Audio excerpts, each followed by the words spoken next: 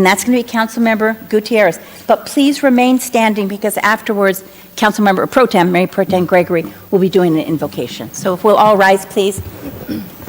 Please join me for a pledge of allegiance. I pledge allegiance to the flag of the United States of America and to the republic for which it stands, one nation, under God, indivisible, with liberty and justice for all. As we begin our meeting tonight, let us reflect on the spirit of fidelity. When we refer to fidelity, we are calling on giving our best, faithfulness, loyalty, accuracy. Fidelity is more than just keeping promises. It's a deep commitment to truth, to our values, and to each other. We more often hear of infidelity than fidelity, as infidelity breaks relationships. But real fidelity strengthens the team. In teamwork, fidelity means being true to our shared goals, pulling together, each member reliable and dedicated, contributing their strengths to the common good. May we be faithful to our team, loyal to our purpose, and accurate in our efforts, so together we achieve what we could not alone. Thank you. Thank you, Mayor Pro Tem, and thank you, Councilmember. Thank you. And thank you again, everyone, for being here this evening. City Clerk, may we please have a roll call? Councilmember Carnevale, Present. Councilmember Lamb, Councilmember Gutierrez, Here. Mayor Pro Tem Gregory, Here. Mayor Ross. I'm also here, thank you. And do we have any changes to our agenda? I have no changes, Mayor. Thank you. City Clerk, are there any public comments? Mayor, I'll go ahead and read the statement of participation, Thank and you. we do have quite a few. Public comment is the opportunity for members of the public to comment on items that are within the City Council's jurisdiction but not on the agenda. Because of restrictions contained in California law, the City Council may not discuss or act on any item not on the agenda, but may briefly respond to statements made or ask a question for clarification. The mayor may also request a brief response from staff to questions raised during public comment, or request that a matter be agendized for a future meeting. Public comment will be limited to 3 minutes. If you are a member of the public and you wish to address the City Council, please complete a request to speak form available at the entrance and submit it to the City Clerk. You will be called upon at the appropriate time. If you have materials or other items to present to the members of the City Council, please do not approach them. All materials shall be presented to the City Clerk for distribution. Okay, Mayor, we do have quite a few requests to speak. I've kind of lost to hearing you. We do have quite a few requests this evening. The first speaker is Michael Hayes. Thank you. Mr. Hayes? Yep.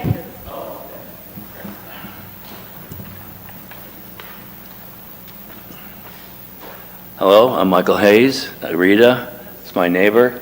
Charlie's my neighbor. And I have to tell you right to your faces, I've suffered 3 years in the city living with a homophobe in my backyard, screaming, taunting us. I have health care coverage with the Veterans Administration. I suffered stroke, so I have internal injuries.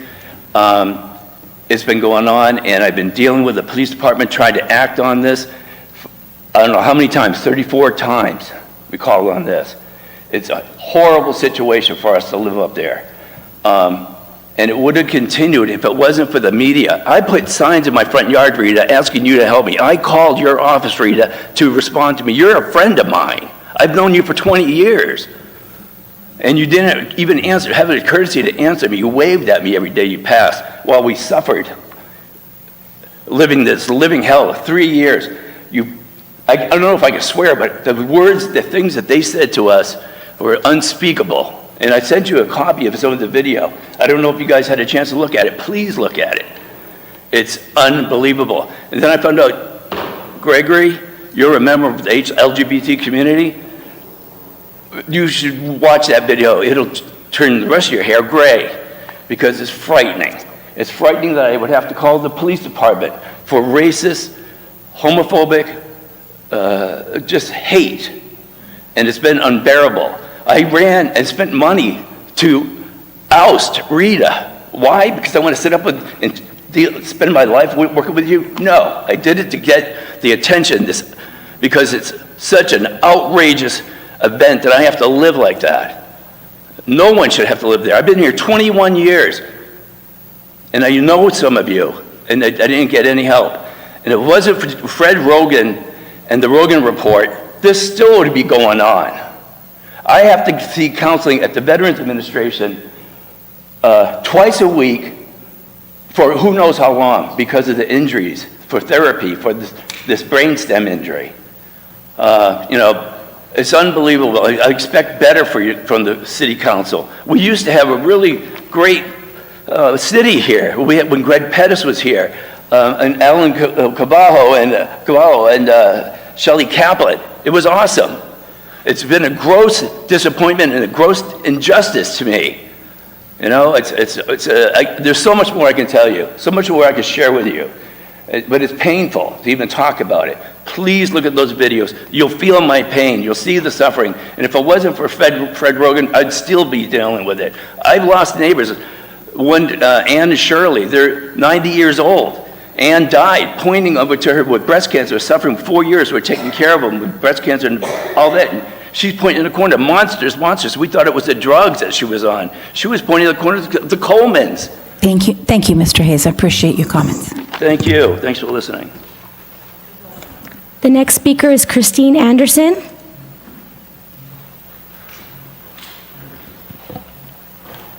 Good evening, Ms. Anderson. Good evening. Hi, I think I've seen some of you more than I've seen my own family lately. Fidelity, I love that you talked about that, keeping a promise, being truthful. I received a letter in 2021 from the City of Cathedral City Communications/Events Manager, Christopher Rome. It stated, City Municipal Code requires the operators to mitigate all odors released. You know exactly what I'm talking about. You are not making these people stop. When are you going to make them stop? Yeah, you've said, okay, we're going to slow down their permits. That's not making them stop. You need to make them stop. They're not compliant. If I wasn't compliant, you'd be knocking on my door. One of your own workers said, what do you want me to do? Go over there and kick down their door and stop their pot or grab their pot? That time I kind of shook him off and I said, no. Yeah, I think we're at that point. 6:30 yesterday morning, I'm trying to walk. It is stinking so bad in Orps. It's horrible. I'm an ambassador. I do tours. I intentionally try to figure out which way the wind isn't blowing. I feel so dishonest. I don't want people to go into our beautiful, beautiful homes and smell this. It's horrible. My car, brand new car, stinks of pot. Clothing, people come in here, they stink of pot. We're breathing in this. Our lungs are bad. I have 2 grandchildren there. I'm terrified to take them out. We were walking down to Stater Brothers. I turned them around, or in the golf cart, turned it around.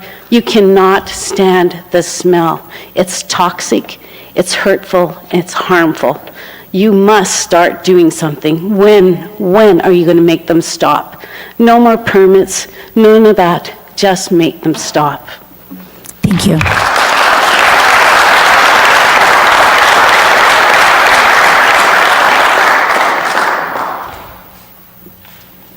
The next speaker is Rick Hollensheed. I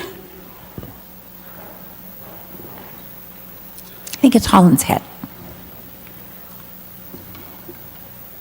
Please correct me if I mispronounced it. That's okay, thanks, yeah. Is it an SH or an S? Is it It's Holland's Head. Hollings Head? Rick Thank you. Holland's Head, yes. I'm a snowbird from Canada, and I have a residence at Orps, and I've been coming here for 3 years. And this year in particular, it's definitely a challenge. Obviously, the lady before me has spoken about all of the things that have been going on there. The smell is just, it's unbelievable some days. And what I don't understand, she mentioned the toxins and things that are in the air. There's no question in my mind, I'm sure there's probably been some studies done or whatever, that there are definitely things coming out of there that are not good to breathe. Never mind just the smell itself, I can imagine. But there's definitely toxins. And being a former school teacher and principal, I'm amazed that this was allowed to be put in that close to a high school. And I know that smell is at the high school because when I go walking, I can definitely smell it over there. It's hard to believe that close to students, that you would allow something like this to happen. Maybe you weren't involved in allowing it, but specifically, but just even going shopping and never mind the property values, there's people that try to rent their spots, and the people come in and they last a day or two, and then they just turn around and they just leave. So the people are losing a lot of money. Our property values are down. They've got a record number of places up for sale right now. If all of those things don't say that the people just can't take it anymore, I don't know what does. So if you could, whatever you can do to continue to make them comply or make it better, thank you. Thank you, sir.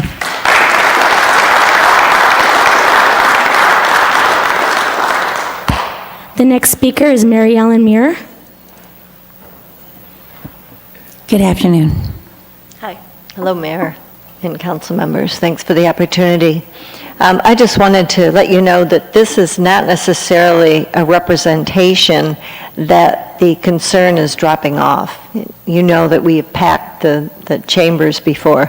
Right now, there's the Family Motor Coach Association rally going on all week, and there's a big event going on where we are. So just to let you know that people are as concerned as when we filled the council chambers. And I just hope that you are really moving forward with more action. There is now a additional strange odor that is like burnt something, not even burnt toast, or somebody mentioned cookies, I think, last time. So is this something that they're pumping in to try to disguise this? You know, we're always kept in the dark. We don't know when they're doing something and when they're not. But just to let you know that this is not a representation of our concern. Thank you. Thank you very much.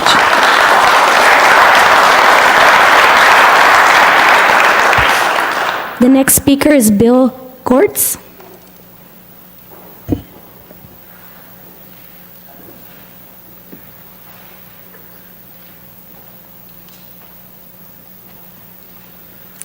Good afternoon. I'm Bill Gortz from Outdoor RV Resort. Thank you, Madam Mayor and council members, for having us tonight.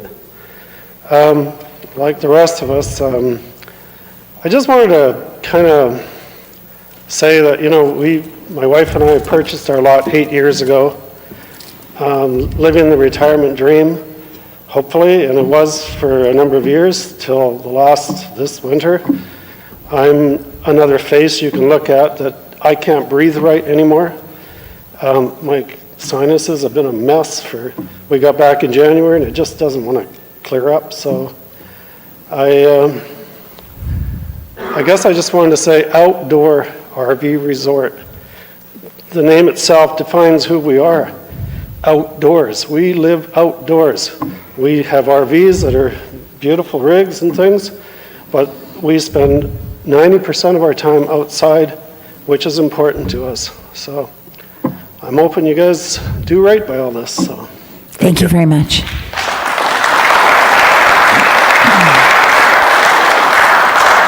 The next speaker is Linda McDonald.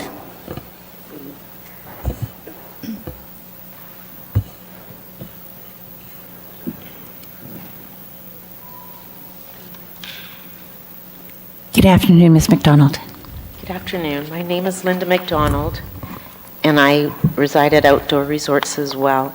And here we are again, still being affected by daily and nightly odors emanating from our next door neighbor, C4. And we're, quite frankly, we're just sick and tired of it. They're nauseating odors. The symptoms caused by the chemicals spewing from the vents, polluting our air. I'm so tired of my eyes burning. You know, I can't enjoy a golf game. I'm not a good golfer, but geez, I can't even see the ball. Some days my eyes just close shut and pour with tears. I'm just tired of it. And I know it's from C4 because when I leave for a few days or for a few weeks, I don't have any issues at all. So we know where it's coming from. C4 continues to affect our daily lives because you allow it to.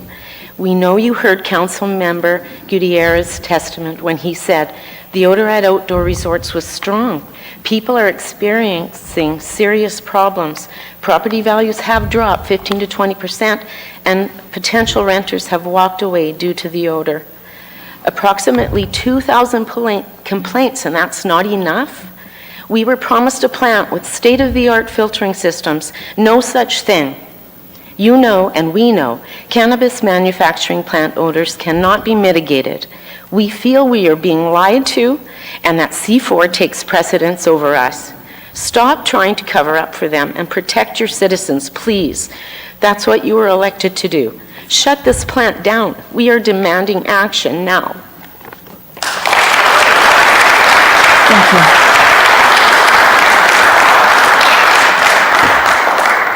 The next speaker is Scott McDonald.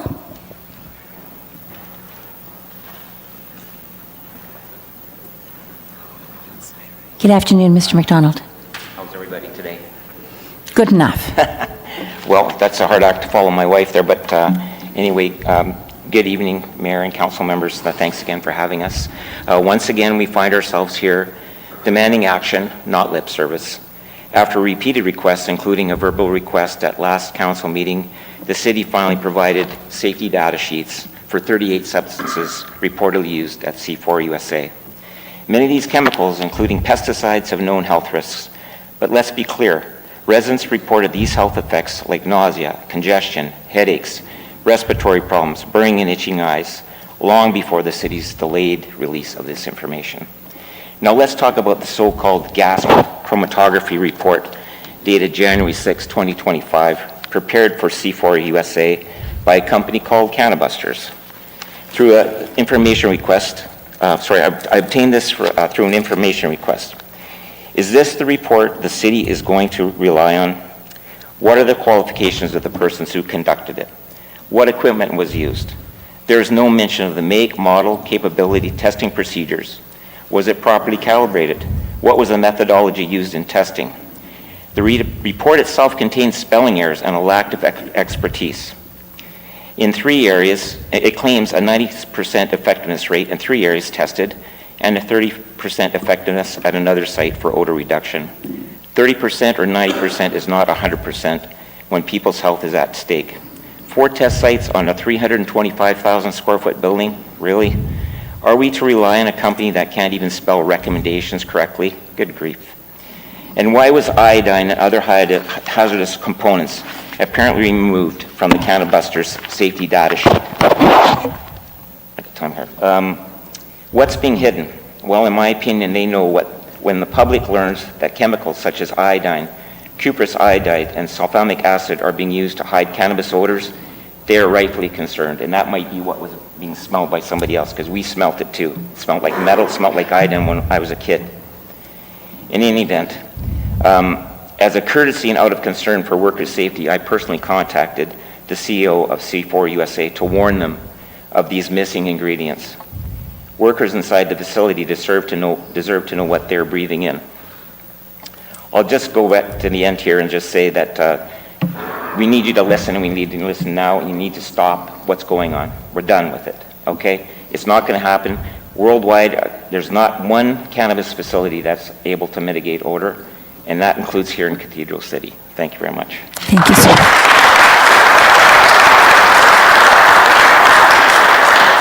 The next speaker is Janet Ream. Janet Ream.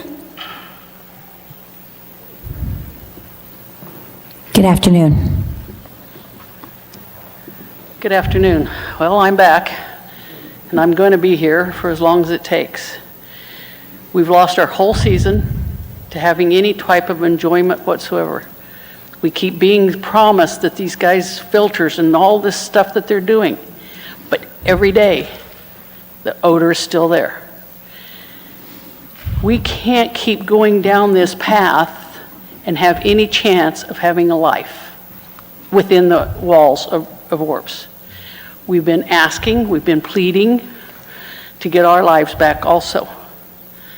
I don't have any magic wand or anything that's going to make it better, but I do know that they cannot be allowed to keep going down this road. They've been given over a year, almost a year now, that we've been dealing with this, and we kept quiet for a long time, thinking that, yes, you guys were going to help. And my question is how were they ever allowed to, once they opened up and the smell was there, that they weren't immediately shut down and not allowed to open back up until they could mitigate this? This is becoming a terrible, terrible issue and problem for all of us who live there. And I'm asking that you quit kicking that ball down the road and that we stop them from being able to keep doing business at our expense. And something needs to be done now, not later. Thank you. Thank you.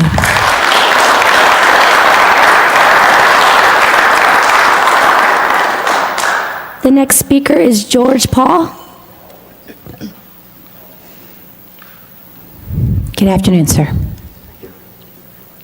My wife and I bought in Orps in 2012. A lot of good years of a lot of fun.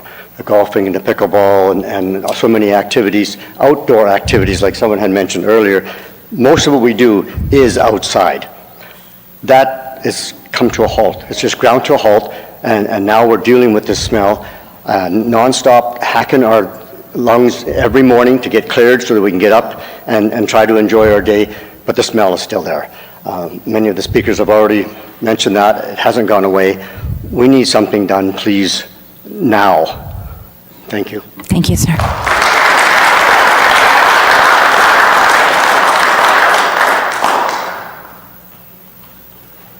The next speaker is Alan Carvalho.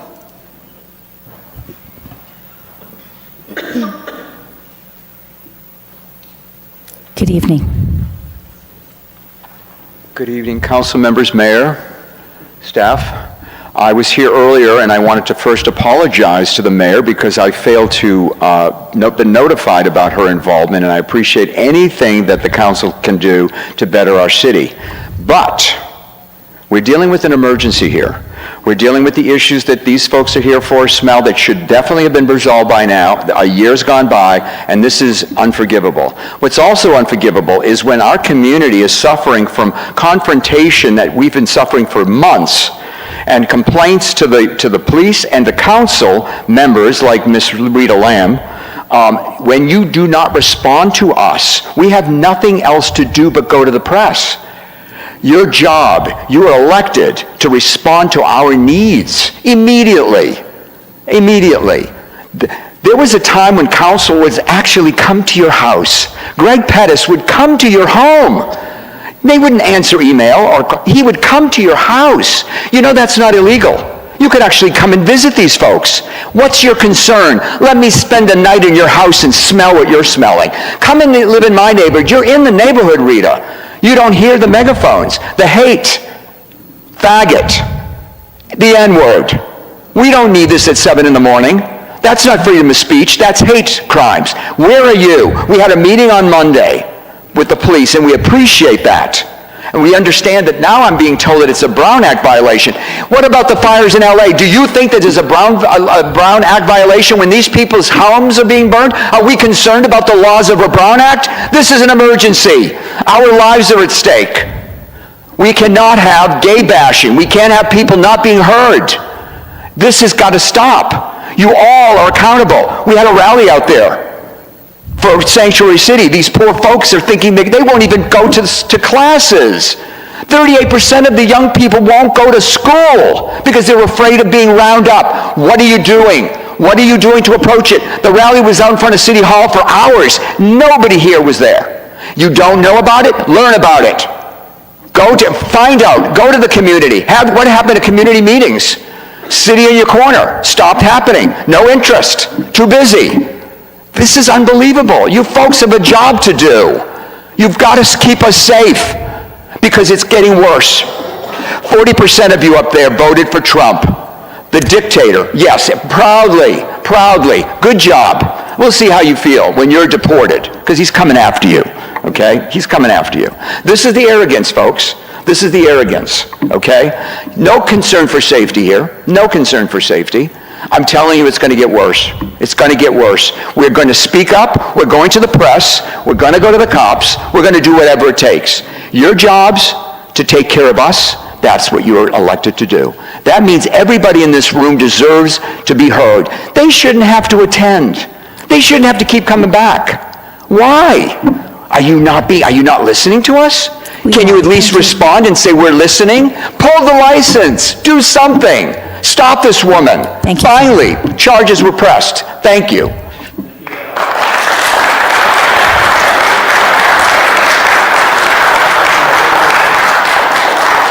The next speaker is Dorian Whitney.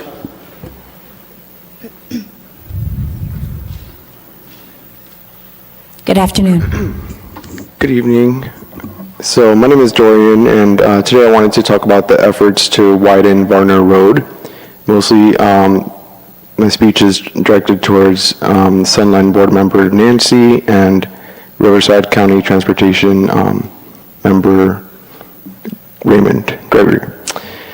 And so, yeah, widening Varner Road, as a traffic safety advocate, this feels like such a letdown, and I truly feel like we don't need it for what the cost is going to be. I'm no construction expert, but when I drive through there and I just look around at the land, it looks like a very, very expensive project. I don't even want to think about the price tag because that money can be spent on other things like making our public transit better. We only have that road backed up for like 9 days max out of the year, and that's when Indian Canyon and Gene Autry are closed on the wash, which they are already building the bridges there. So wouldn't this be a waste of money for that reason alone, if the problem is already getting solved?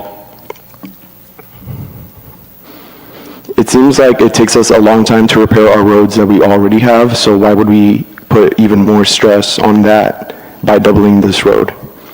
This will not solve the traffic if other roads are closed because it just takes up more space for that traffic to go to. There are no side streets. There's nowhere for that traffic to go.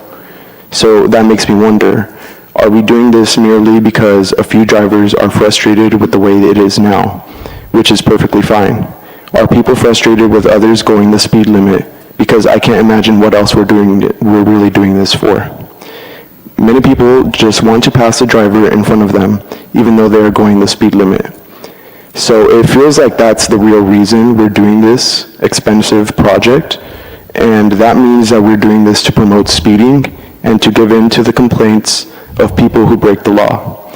People, please do not heed to these people. We are about to turn this already deadly road into a racetrack and make it more dangerous for decades to come. There aren't any good spots for police to park and enforce speeds. Let's leave this road as is. From what I heard, people were asking for it to be repaved, not widened. Don't you see all the memorials up and down that road? Don't you see when we double the lanes, those deaths will double as well? Let's not partially be responsible for that, please. If that road is so critical, then we should have a bus route there. That would make up for this. If you widen the road and add a bus route, that makes sense. But let's please start with the bus route, because we have to go all the way to downtown Palm Springs and back, and that's crazy. The way we just do everything we can for cars to go faster, but not the bus, is not fair and not right. Thank you, Dorian. Thank you.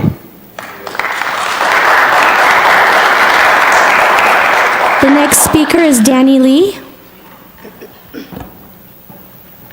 Good evening, Danny. Good evening, Mayor, Mayor Pro Tem, council members. I wanted to start out just by thanking the Chief of Police for the excellent town hall that he organized for the LGBTQ community on Monday night. It really was important for us to get that information firsthand from the police. And he filled in a number of details that I thought were very interesting and certainly didn't know before. I'm hoping that the city is going to follow up on those details. Issues to do with files that are passed to the DA, who then declines to prosecute people who have committed offenses against our community. And whether or not our city attorney can help in that matter. I believe the city manager is passing those comments on to the appropriate people. The other thing is, there was a lot of information in that meeting, and there was only this space for people to hear it. Future town halls will be every 2 months, according to the chief, and I would love to see those recorded and put up on our website so that people can get that information. Information can dispel fear, and it dispels disinformation. And right now you have a city that is in fear, as many other places are. I've lived here 8 years, and this is the first time I've begun to feel unsafe as a gay man walking around the streets. And that's because we've seen an increase in bad language, of actions against us, and several items were cited at that meeting, not simply the issue that we've heard about earlier. So I have to agree with Mr. Carvello that we need more proactive work on these issues, both for the LGBTQ community and also for our Hispanic community, who are similarly living in fear, whether reasonable or not, of actions from the government. So I hope you'll take that on board. I hope you will meet with the city manager and find out exactly what did happen at that town hall meeting. Those 2 of you were there, and the other 3, of course, couldn't be. And then I hope that you will at some point hold a study session about these issues so that we can look more in depth at the problems, and also that you can get some public comment to the full council. Thank you. Thank you.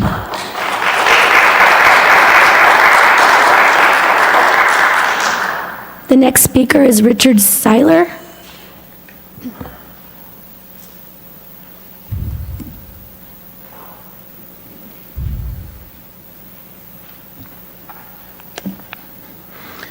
Good evening, Mr. Mayor. Seiler. Thank you. Council members, I was just reflecting up what it says up behind all of you in this council chambers. Moving Cathedral City forward with commitment, pride, and excellence. You got to ask, where's your commitment? Is it to the people of this community that have to put up with that stench? Or is it to the business that your tax dollars that you guys want to collect? I know you say it's not tax dollars. I don't think that's being honest with yourself. Where's your commitment? Pride. Are you guys do you have pride in Cat City?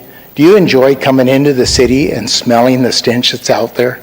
Is that prideful to always drive around this community and smell what we smell?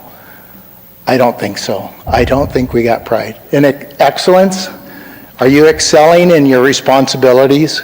Is it your responsibility to go fix the problem at the releasing of the stench that comes out of that cannabis facility? It's not your responsibility to fix it. Your responsibility is to enforce our code, the code that says zero emissions, not 30, not 90%. Goodness, it's 0 emissions. So when you go look at excellence, go look at your codes and our ordinances and say, do I need to enforce those? And finally say, stop. Pull back that, what do they call the permit that is down there? I believe it's a conditional use permit they have, which says if they can't meet the criteria, they can't be in operation. And you haven't said, stop. You need to do that. Thank you. Thank you, sir.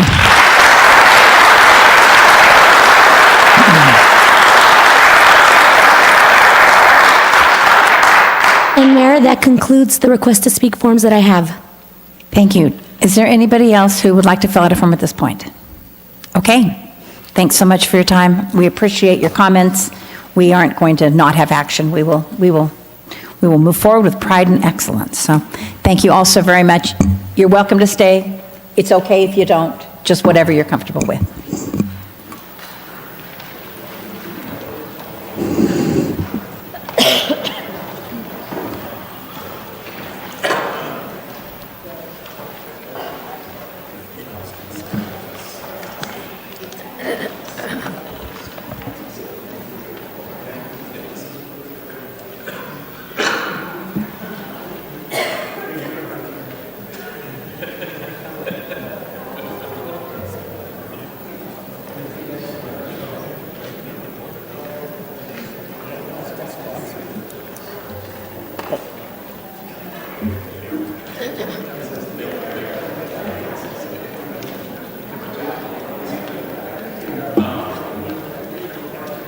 if we have to.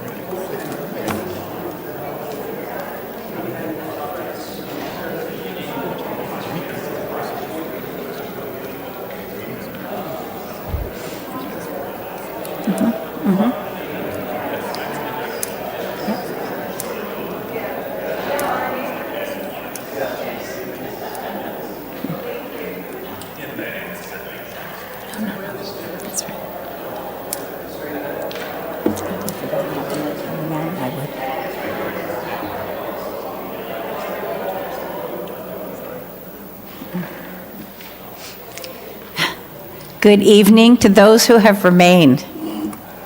It is now time for our council reports, and I'm just going to start, not with her because she just bent over, I'm going to start with you. Councilmember Carnevale. Let's see. I attended a meeting with Andy, and Mario Gonzalez to discuss possibility of new development in Cathedral City.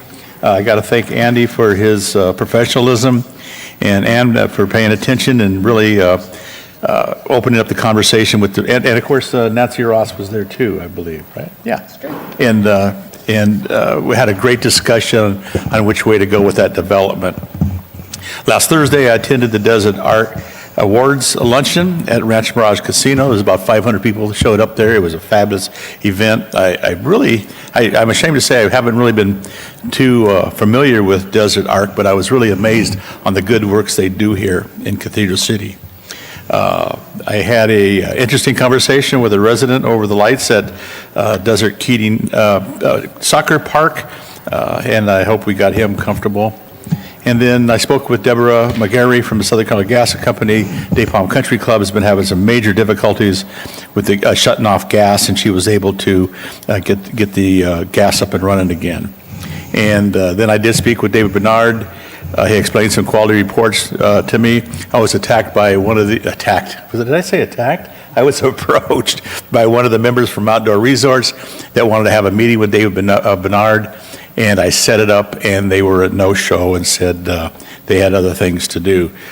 So, we're doing everything we can to resolve this problem, open the doors, and so enough said on that. And then I did speak with a few residents in the Cove about this verbal attack on this lady, and I got to be honest, I'm going to put this on record. This last week was the first I've heard of it. It hasn't been brought to my attention, and of course, if I would have heard about it, I would have definitely got involved. So I was going to go to that meeting, and I talked to Charlie, and he said only 2 council members could go there, and the important ones for that would be the mayor and, of course, Rita Lamb, who evidently got bashed over there pretty sad, and I'm sorry that you had to put up with that. But we all know how dedicated you are to the Cove and Cathedral City, so I just want to make that noted. I can't wait for the Marionetta tournament. That's always a fun time. I'm going to rub the mayor's arm down so she can put in the fastball to see how she does. Yeah. And my business of the year is the coolest little bakery in Cathedral City. It's on Date Palm 35, something like that, right across from Del Nicolino's. It's called Pandanera. It is the smallest bakery in the world. You can't believe how little this bakery is and how delicious their products and their cakes, rolls, cookies, pastries, donuts. And I tell you, that thing can't be more than 800 square feet, I think. And that's just packed with sweets. So if you got a chance, go in there. They don't speak much English, but that doesn't matter. It'll smell great. The prices are right. And you're really getting good quality, fresh baked food items, not like from the supermarkets. No offense against supermarkets, but they're baking. You can see the guys back there baking the bread and the cakes, and it's just really wonderful. So if anybody has a chance or a sweet tooth, that's where you got to go. Thank you, Madam Mayor. Thank you so very much. Councilmember Gutierrez. Thank you, Mayor.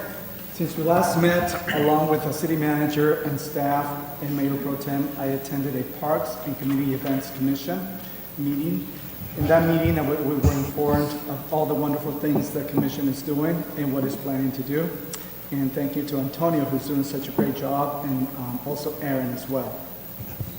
The entire city council also attended the annual goal-setting meeting, which took most of the day on Saturday. I believe it was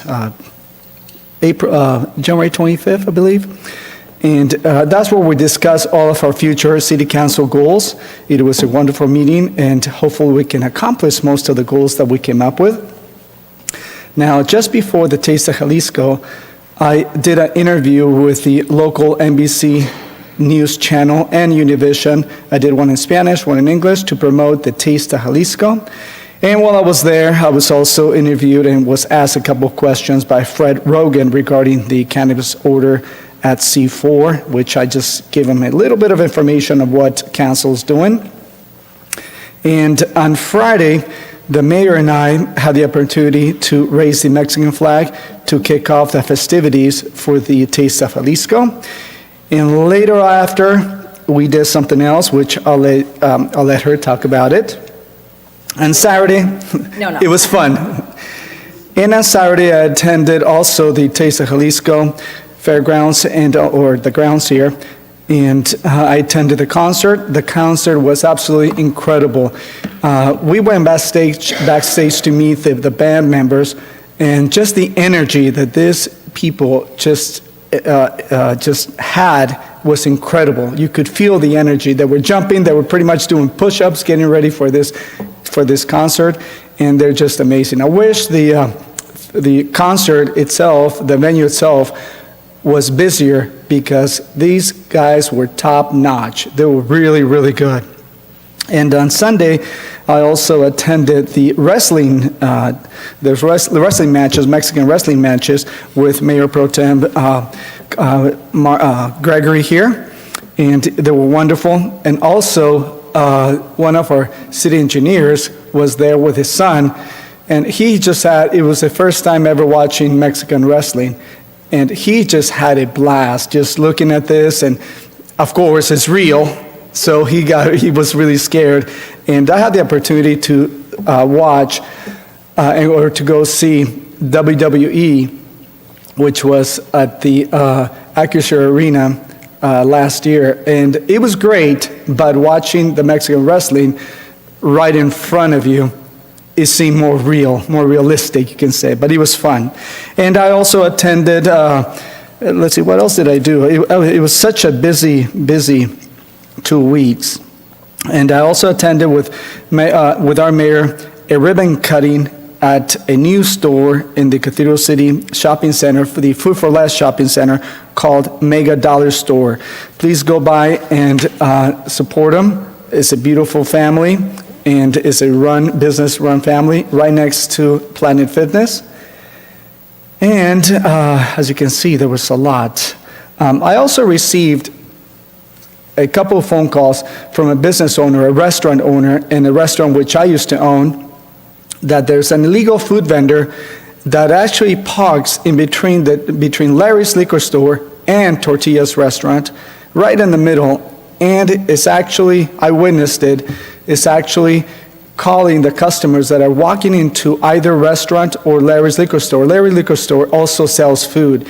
And this illegal food vendor is actually stopping people from going into those businesses and offering them food to go, ready to go, cheaper and better. That's what she claimed. And I called our city manager, and he contacted Code to go out there. Unfortunately, they were gone by the time code enforcement arrived. And today I got another phone call regarding a different vendor, but I'm sure it's the same family doing the same thing at the same location. So the owner's going to keep an eye on it to see what happens, and hopefully take care of that issue and help them get licensed or not to participate in that certain location.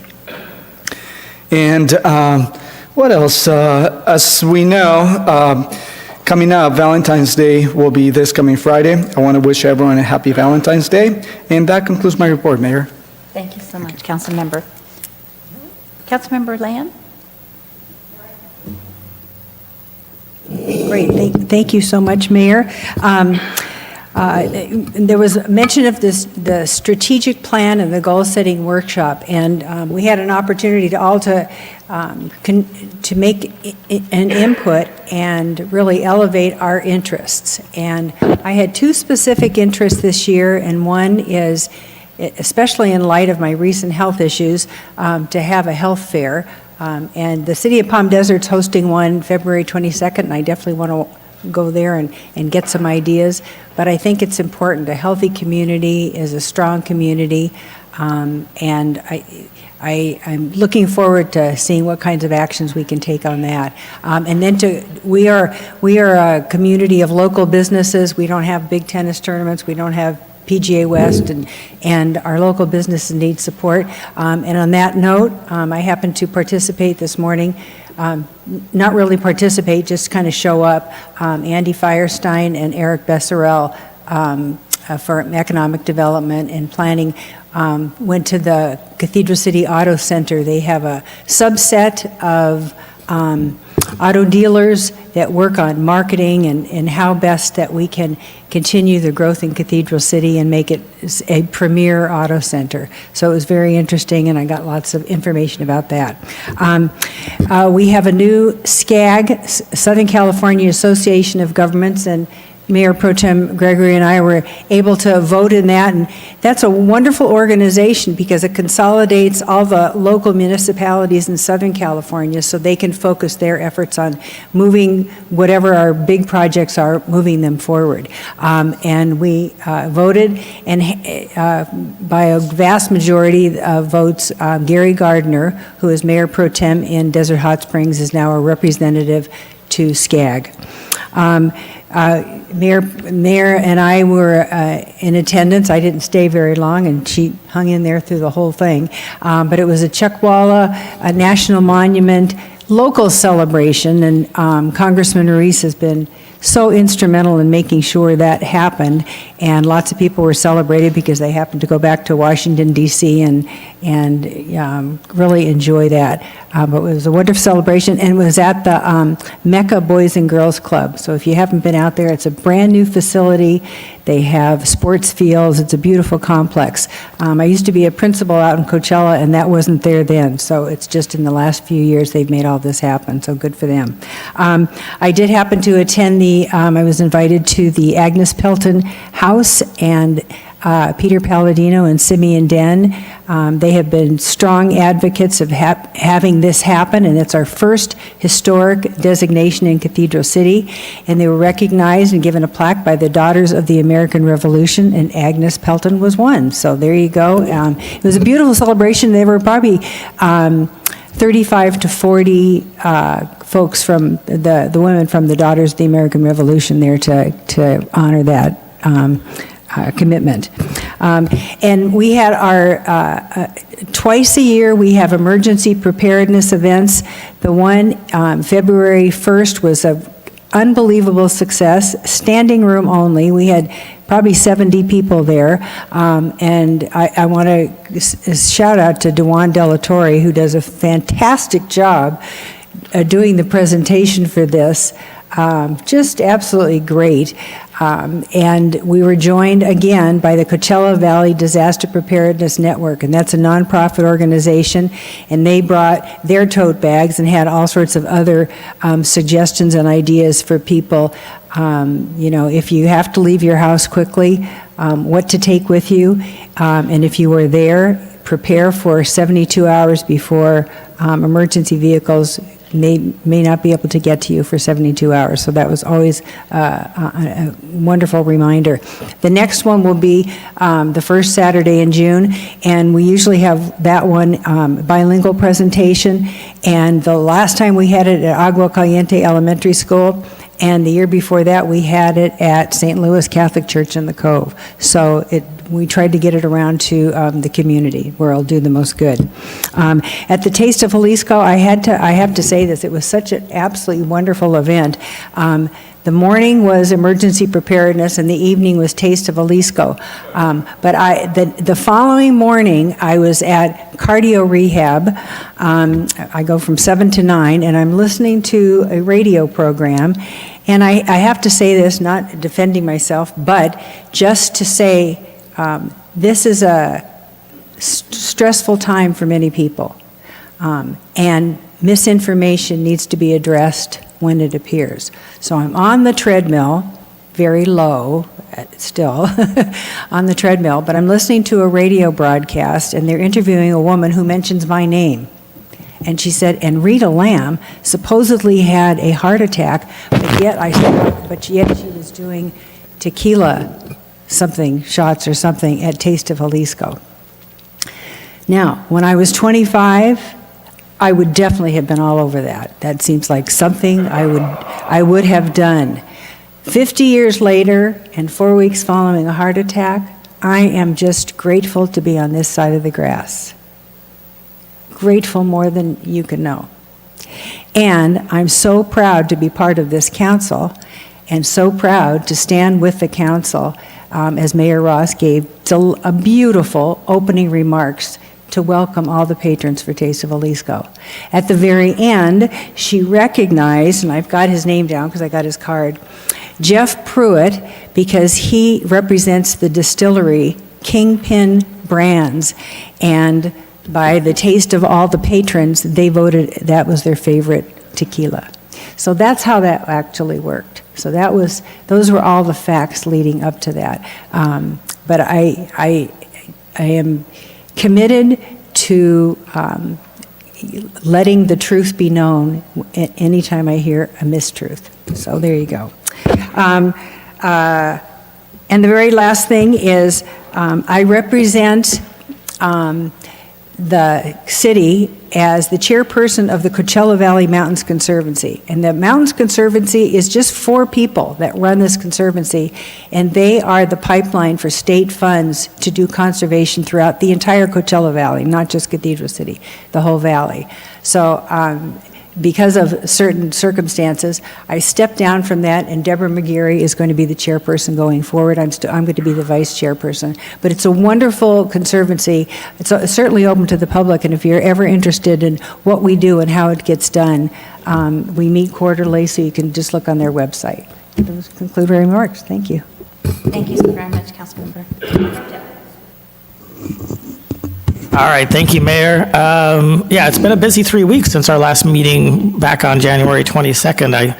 Many of the events that I attended have already been mentioned, so I'll just breeze quickly through there. But as already been mentioned, did have a Parks and Community Events Subcommittee meeting with Antonio Beishu and Aaron Highland, and along with Councilmember Gutierrez and the city manager. And of course, as was mentioned, they have many exciting things that they're working on, many great ideas still to come, but many things that are also things that have been tried and true that they're working on. And we encourage them. They're going to be working with us, hopefully, on the budgeting process, looking forward for their committee and also for the Parks Improvement Plan. So it was a very productive meeting, as has been shared. And then there's already been some discussion about that next Saturday, the goal-setting meeting. I do want to thank the commissioners that were there. It seemed like they were all commissioners. I would say, residents that were there. All residents were invited, but there were a few commissioners there who added comments and some questions and were able to help us with that. So thank you very much to those of you that were able to attend. You know who you are. A couple of them are in the room.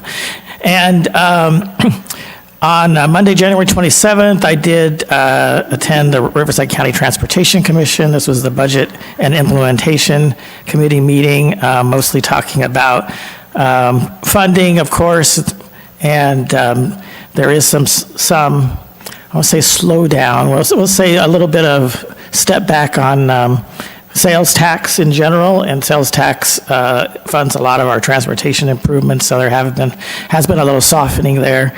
So that's something that probably is going to show up in other parts of our budget as we continue to work on that. The commission did step back a little bit on some of the funding that for this year and looking forward for next year that we use for local roads, although I know that our Public Works Director stretches that as far as possible. So, and then as already been mentioned, I was able to participate with Councilmember Lamb on the election of our local representative for the Southern California Association of Governments that same day.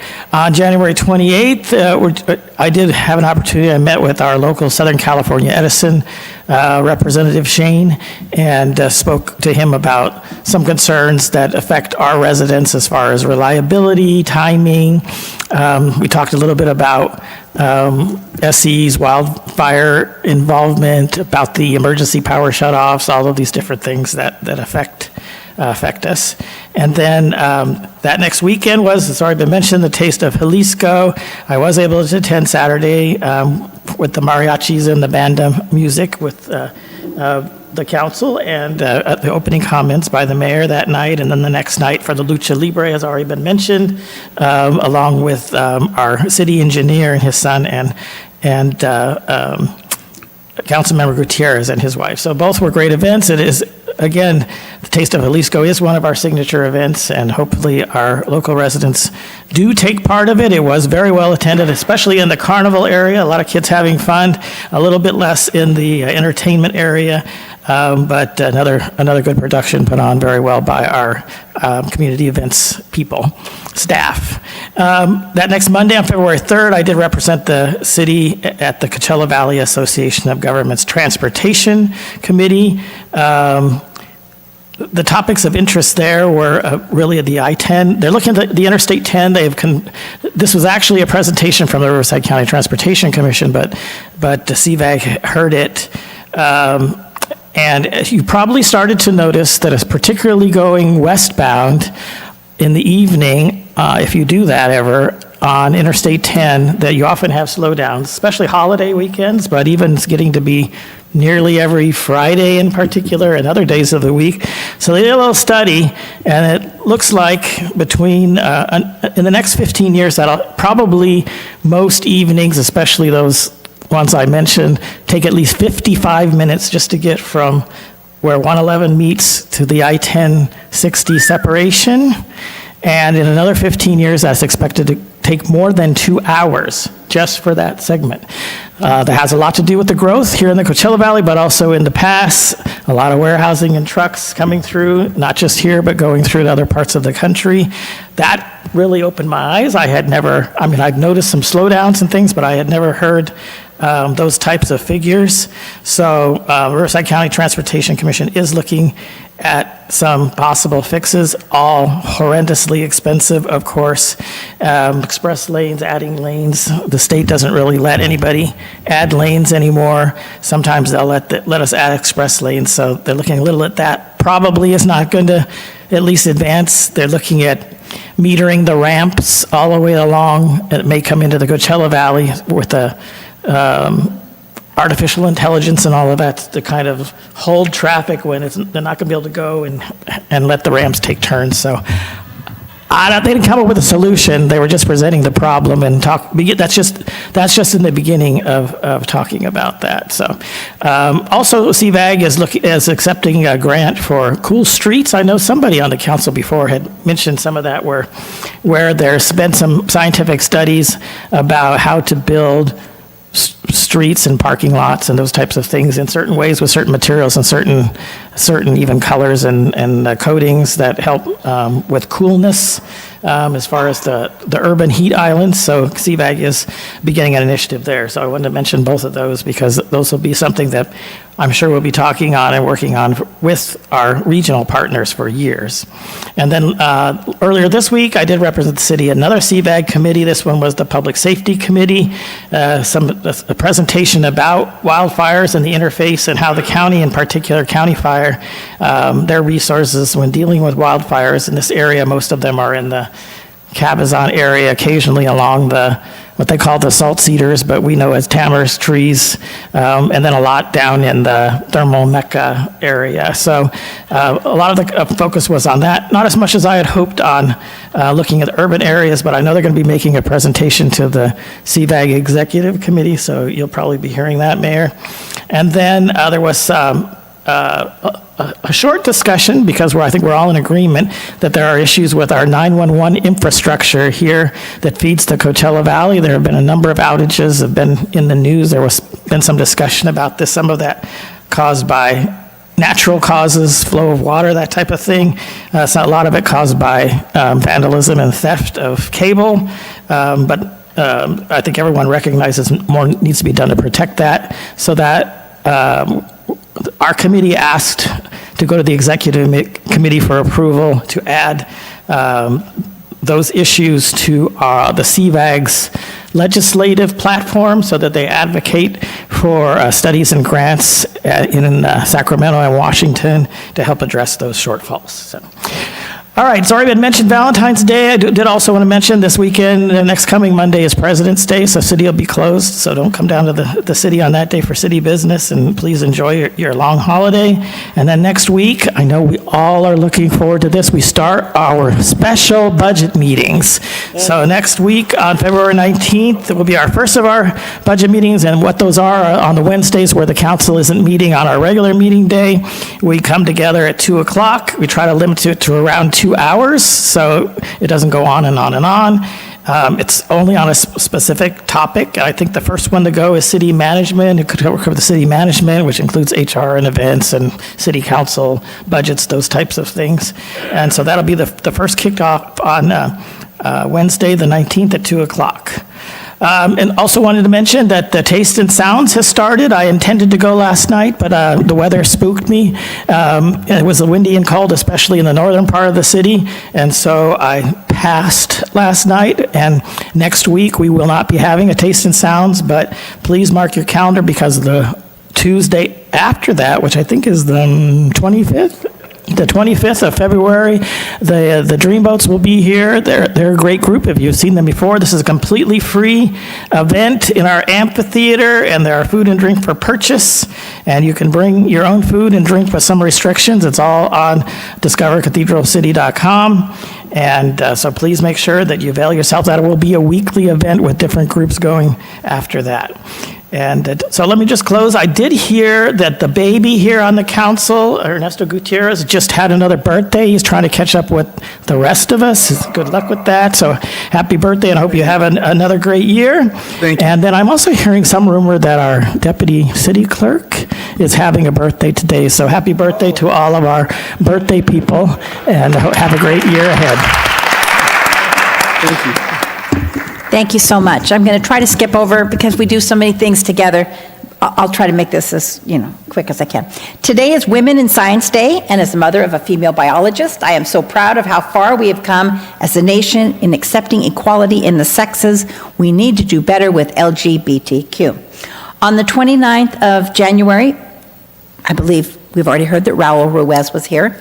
It was kind of a funny thing, some of us got invited to a thing with the president, but then the day of, it got windy, and so his helicopter wouldn't land, and then we got invited to the White House, but that's a big trek, so a lot of us didn't go to that. So this was nice to kind of get a catch up and to talk about the Chuckwalla National Monument. The reason it's great is it protects critical habitat for several threatened and endangered species like the desert tortoise, bighorn sheep, and the Chuckwalla lizard itself. And also it protects many tribes that have considered this land theirs for hundreds, maybe thousands of years, and do not want to see it harmed in any way. We had another fabulous Taste of Jalisco. So here's the important thing. When I was a kid, we made a deal in my family. I think it had to do with how many presents I got at Christmas, but let's just cut that off. And we said if we did something twice, it was in stone. That was what it was going to be. Once we did something twice.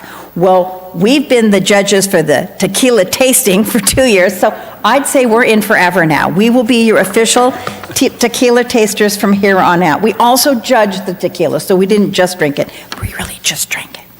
Anyway, we had, I think we all did interviews for that, so I'm going to skip right past that. But later, after the interviews that day that we were going to have the evening, our first evening, we did get invited, a bunch of us, to the Acrisure Arena for a couple of hours of fun.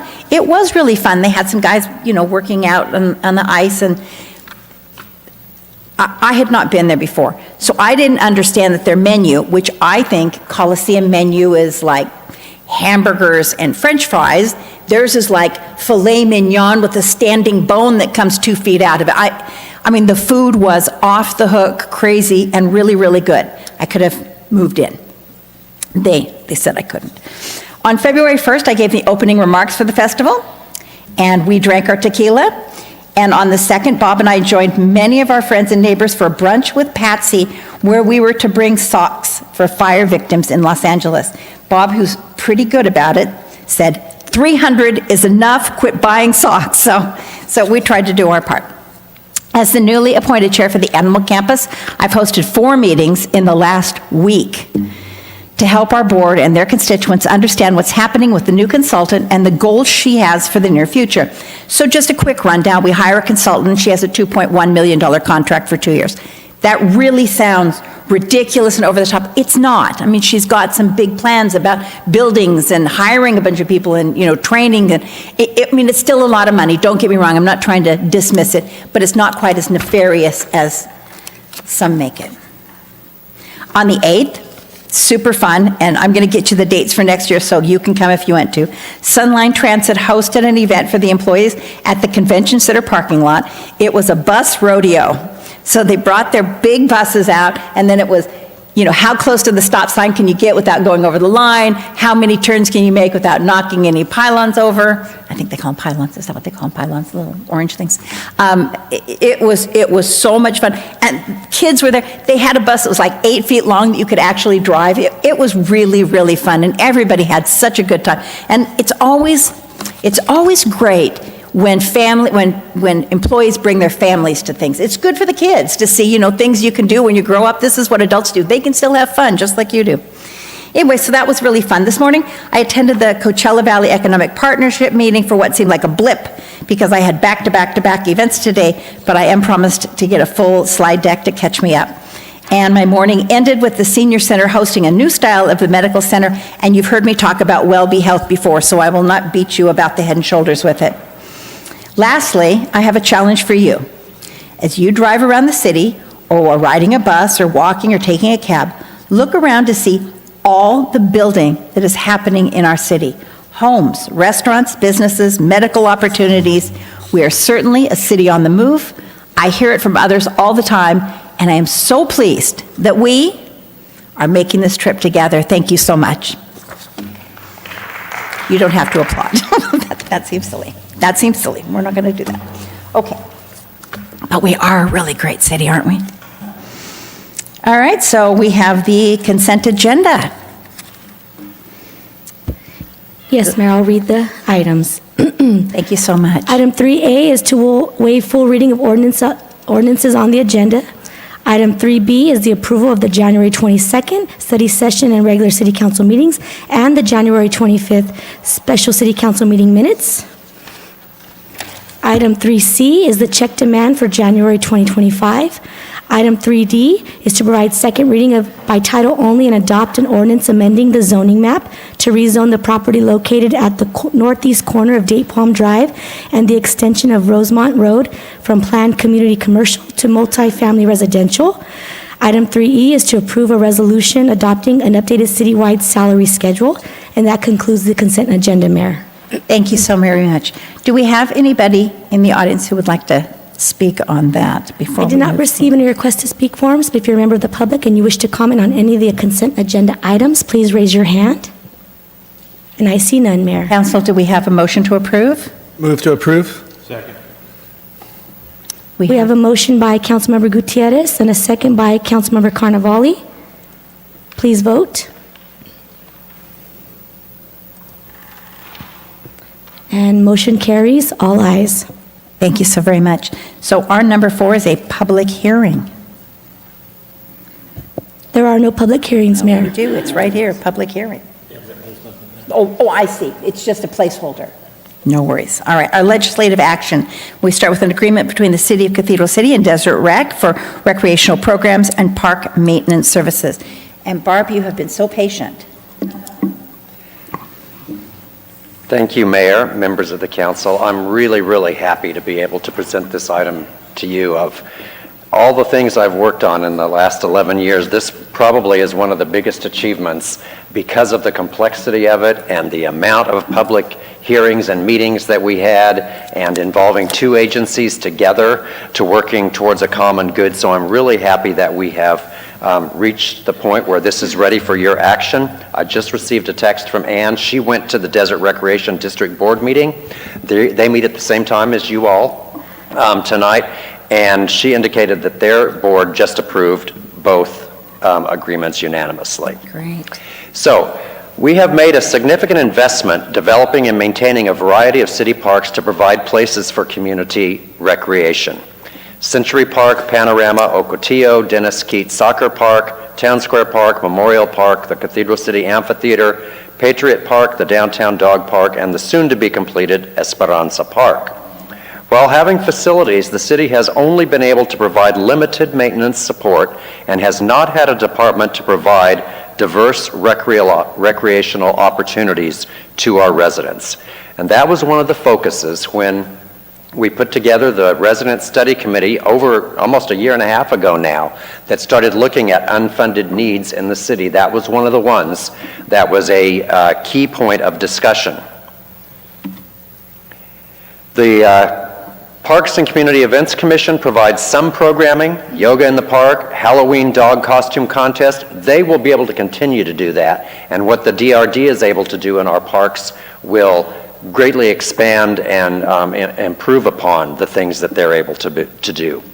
Communications and Special Events coordinates the city's signature events, LGBTQ Plus Days, Cathedral City International Hot Air Balloon Festival, Taste of Jalisco Snow Fest, along with some partner events in the amphitheater. Over the last few years, the city has partnered with the Desert Recreation District and Palm Springs Unified School District to provide a summer swim program. That is part of this agreement too, rolling that into an ongoing item. For at least a decade, when I came here in 2014, the first thing I did was have a goal-setting session with the City Council in March of 2014, and becoming a part of the Desert Recreation District was one of the goals that came up at that very first council meeting 11 years ago. And we've been working on it really ever since then. The DRD is the largest park and recreation district in California. It covers 1,865 square miles and serves over 380,000 residents across the greater Coachella Valley. The DRD manages more than 43 parks and recreation facilities, offering a wide range of programs, services, and classes. Now, to generate the necessary funds to support a recreation and parks maintenance program, in July of 22, the city initiated Measure K, a property tax measure, which proposed an assessment of 15 cents per building square foot on single-family residential. The measure got 55% support, but because it was a single-purpose measure, that required 67%. And so even though a majority of our residents voted in support of that, it did not meet the threshold established by the law. So that's when we put together the resident study committee to look at other ways to raise funds for needed and unfunded projects and programs in the city.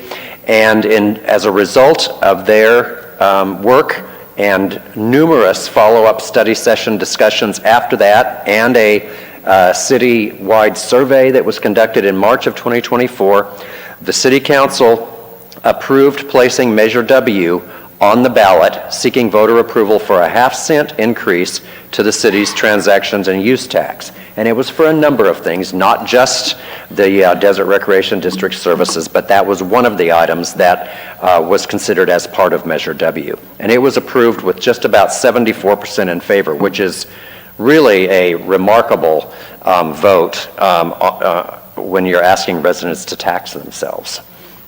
Measure W will provide funding to allow annexation into the DRD, support for a fourth ambulance, increased funding to improve neighborhood streets, funding to operate a community center, and debt service for the construction of a community center, ultimately.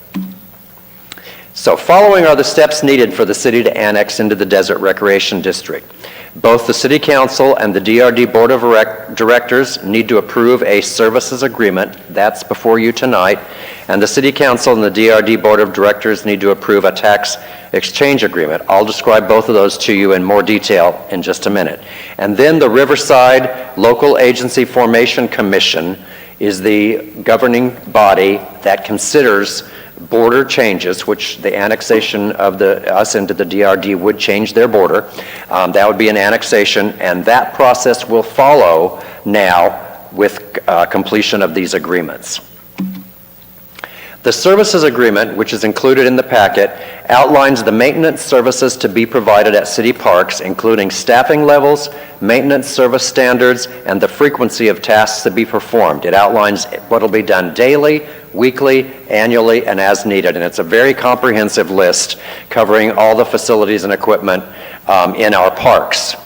They will service Dennis Keats Soccer Park, Panorama Park, Ocotillo Park, Century Park, the new Esperanza Park, and partially Patriot Park. At Patriot Park, they'll do emptying trash, cleaning the barbecues and the tables. The mowing and trimming and tree trimming is done by Big League Dreams as part of their agreement to operate the adjacent recreational facility. The city will continue to maintain Downtown Square Park, the Downtown Dog Park, Memorial Park, and the Community Amphitheater. The services agreement also discusses community-based programming to be provided by the Desert Recreation District. Programs will be provided initially at the city's parks, library, and other available facilities until a community recreation center is constructed. And even after we have a recreation center, there will still be plenty of outdoor activities that will continue to be done at the parks, as is the case across the district. And I expect there will be agreements to do some programming after school, at school facilities and things like that. You see that at other locations throughout the district as well. Examples of the types of programming include art classes, sports league, seasonal themed events, T-ball. I know that's been one that's come up many times in our discussions. That will be part of the programming offered. Youth soccer, the whole array of Parks and Recreation program. You can look in the DRD bulletin that comes out 2 or 3 times a year, and what you see in there will be the type of programming that's provided in Cathedral City based on the availability of facilities to provide those classes at. And they will continue to provide the summer swim program at Cathedral City High School. Cathedral City residents will receive in-district rates for any DRD program throughout the district, whether it's provided in Cathedral City or elsewhere. As residents of the district, they'll receive the lower resident rates. And even if the LAFCO annexation process isn't completed by July 1st, and that's a bureaucratic process with a number of legally required steps, so that's possible, this agreement sets the effective date for the services and everything to begin July 1st, with a provision for the city to just do direct pay before the annexation takes place, which will have the same net effect on our budget as the tax sharing agreement will do, and I'll describe that in a minute. And the resident rates will take place July 1st for our residents, whether the annexation is complete or not. A staff person from DRD will be located in the city to take registrations, meet with residents, to coordinate the scheduling of classes and things like that as well. And I should mention Barb Adair, who is the assistant general manager. Kevin Coleman, because their board was meeting at the same time, Kevin had to do that one, so we divide and conquer. Ann went to theirs and Barb came to ours so that we could have full coverage at both meetings. So the tax transfer agreement, and I have to really compliment Robert Messenger, who worked for Eric's firm prior to his retirement and was an expert on what the LAFCO process requires in terms of financial security agreements. Worked on this from the beginning, and then after he retired, we had Lana, and I can't remember her last name, Eric? Lehman. Who worked with us, and then we had an attorney from the DRD involved in all the meetings as well. So Measure W approved a half-cent transactions and use tax increase anticipated to generate approximately $5 million a year, part of which is to be allocated to annexation into the DRD, $1 million of it. Instead of directly providing payments of sales tax proceeds to the DRD, LAFCO requirements regarding funding of services to be provided through annexation will be more clearly met through a tax change agreement. It will have the same effect on our general fund because we will transfer approximately 15% of our property tax, which is about $1 million, over to the Desert Recreation District to fund that portion of the services. We'll use the $1 million from Measure W funds to replace that in our general fund. So the net effect on the general fund of that agreement is zero. The tax exchange agreement shares a portion of the 1% the city receives in property tax directly with the DRD to fund services. So in the future, that's what property owners will see on their bill, a lower assessment for the city and it'll have the DRD in there, which didn't, of course, exist in the past. And it'll come out to be a net no change to the residents as well, because the city amount will go down by the amount that the DRD amount shows up on the tax bill. Staff have proposed sharing 15%, which equals approximately $1 million per year in 25-26. This only covers a portion of the full cost of DRD services. The remaining cost for services will be budgeted and paid directly to the DRD in 4 quarterly payments. And that's about $785,000. The total cost is about $1.785. And it will, there's a provision in the agreement that there will be a true-up at the end of the year. So if the exact payments and costs, come out a little bit different, and we paid, for example, a little bit more than what the actual costs were, then we'll get a credit into the next year's bill, so we'll have to pay less the following year. Conversely, if what we paid end up being a little bit less than what the cost of services are, then we'll make up the difference in that direct payment at the end of the year. So everything will come out equal and exactly, we'll be paying for exactly the services that we received. So here's the fiscal impact. As I said, the total agreement is $1.798,585,000, of which approximately $1 million will come from the tax transfer agreement. The remaining $798,000 will be offset by expenditures previously budgeted in the parks maintenance for when our crews took care of the parks. And we had $967,000 in our budget for parks maintenance. So actually, when you look at that'll be reduced out of the general fund budget. We'll pay the $798. We actually come out to the good in that. Beyond that, we had 2 people and others from our streets maintenance crews that supplemented them from time to time, maintaining our parks. And when you consider that, plus all of the equipment and everything that was part of the streets fund budget, that was basically an in-kind contribution to maintaining our parks, that's an additional a value of $341,000 available to our street fund, which will allow us to do improved street maintenance work throughout the city, and those employees that were working in parks maintenance will now be able to work full-time in street maintenance. And that's something we had been talking with the AFSCME Association since I came here in 2014 about that this switch wouldn't cost any jobs or anything like that, because we have the great need for those workers in the street fund, and that's how we'll be using them. The summer swim program is also included in the $1.798 million. That was separately budgeted in our budget at $120,000, so you won't see that line item in the budget anymore. It'll be part of the payment to the Desert Recreation District. And that $120 is included in that $967 that I mentioned above. That'll be able to come out of our budget. Charlie, before we go any further, is that going to include any vouchers available to Cathedral City swimmers, little swimmers? Well, the vouchers were not budgeted in our budget before. What we did to make those vouchers available was council members contributed from community funds a certain amount of money that went to DRD, and we can continue to do something like that. They also have, when we're full members, they also have some scholarship programs and things like that the foundation provides that we may be able to take advantage of to help, not we, but great. residents may be able to take advantage of to help offset the cost of the programs. Thank you.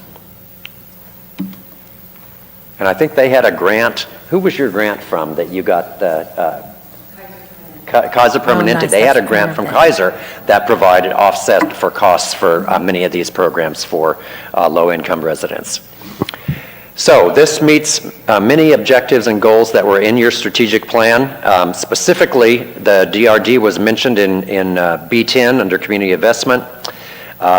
Additional events and celebrations, F3 under embracing inclusive community, and this does include the costs to that we'll be paying for the DRD does include their park attendant program, which will provide staffing for the parks to go around and handle issues that are occurring in the park, settling disputes.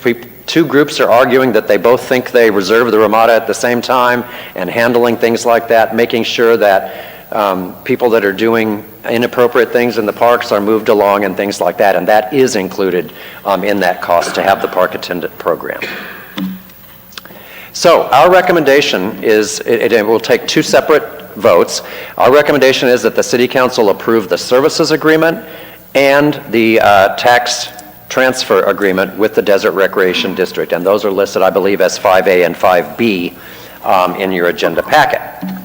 So I'm happy to answer any other questions. Barb is here if you have questions that I can't handle, and I'm really happy to see this move forward. Mayor Pro Tem? You even pushed the button. Yeah. All right, thank you so much, Charlie. Thank you for all of the work to staff that has been put in so far. I do have a question that's probably best going to be answered by Barb, in particular about some of the levels of services. And just real quick, you mentioned some things like the reservation system that we have. Is that so? Will that continue through the city or DRD, or is that something still to be worked out? They will be handling the reservations system for the parks, whether it's athletic fields, for the Ramadas or whatever, and we already adopted the fee schedule that mirrors theirs. Okay, I was going to ask you if we needed to change. You know, I figure along the edges there'll be some little changes here and there, but it seems like where we do have services, ours in some ways mirror there, or theirs hopefully are better in some ways. And so to that, I want to just ask about, in particular, when I look through the agreement, there's a lot of the services that are spelled out. Of course, you can't spell out everything. And then there's an inventory, and it does mention dog parks in there. And we do have one functioning dog park right now. Well, we mentioned the downtown one, but that's special, and that won't be going to DRD, the existing one anyways. And then we'll have another one coming online very soon in Esperanza Park. So I wanted to just ask Barb, and I guess this would probably go to you, if you could speak a little bit to DRD's experience with dog parks. I assume you already maintain dog parks in other areas, and what types of levels of service do you anticipate for that? Sure. Currently, with our City of Indio agreement, we have 3 dog parks, and we maintain 5 days a week, and we 2 hours a day, and we remove all trash. We restock the little baggies. We remove, we call dog debris. Let's call it dog debris, and we wipe down all the benches, and we do all of the pressure washing. So I guess we neglected to put that on one of the checklists, so we can definitely include that in one of our landscape maintenance contracts or one of our frequently lists. So we can definitely incorporate that as well. And so somebody does at least check and do what's needed 5 days a week? Yeah, 5 days a week, 2 hours. So I think that may be a little better than the level of service we have now. Yeah, we close it 2 hours a day for safety reasons. We have to close it for safety, so that's when we do the maintenance on it. Okay, and is that something you'll work with our local parks and public works as to what hours, and so we can have those posted and those types of things? Yes, I was just looking at all the 5 parks that Charlie identified, and four out of the 5 parks, besides the Big Field Dreams, whatever it's called, we will maintain all of those. So we'll work with the hours of operation when they want to close it, and we'll post the signs, and we'll work with code, and whenever the signs need to be posted, we'll definitely work what's the best hours to close. So. All right, that sounds good. Yeah, and I personally am looking forward. I think one of the initiatives has been shared, besides the great programming and eventually a community center, was to have some improvement. Not complaining, because we work with what we worked with, but to have some more consistent, I guess, attention to select areas of the park, dog park being one, playground areas and sport courts and those kind of things, others. So I think we're looking forward to seeing some improvement in the consistency of those with DRD. So I thank you very much. No, thank you. Thank you. Thank you, Mayor. And thank you, Mayor Pro Tem. Councilmember Lamb? Yeah, and I didn't have a question, but I just had a comment because I wanted to clarify. So you have such an expansive programming, so our residents will now be part of DRD, and they can access programs throughout the valley. Yes. Correct? Because there are adult dance programs. I mean, it's just rich in offerings that you have.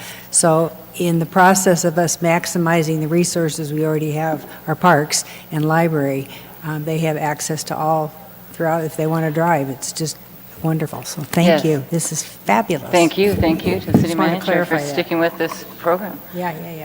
Good, thank Any you. other questions? Thank you very much. Councilmember Gutierrez. Thank you. Now, one of the items that I would like to address is if there's any park improvements, remodeling, or upgrades, the city will be responsible to pay for that? Or is it part of the service? No, that's right. There's a provision. They're required to present a budget to us each year by March 31st.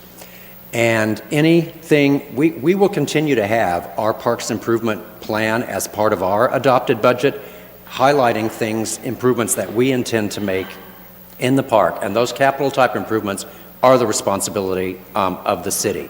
The day-to-day maintenance and operation and fixing things that are valued at less than $10,000, I think was the cutoff in the agreement, fall under that $1.785 million. Anything beyond that, then we're responsible for, and they're required to get authorization in advance before they spend any money to make those kind of repairs. Now, the $10,000, is that per year, per park? That's per item. So if a playground equipment, slide breaks or something or gets vandalized, and that's going to cost more than $10,000, then that would fall under that. Okay. Now, my next question is, the contract was very well written, but I'm sure it's so massive, there's so many items listed in there, that later on in the future, there will be items that were not mentioned or talked about by either party. How is that going to be resolved? For instance, let's say there's a few trees that need to be added to a certain park, or lightning strikes one of the bathrooms in the park. That is not part of the agreement.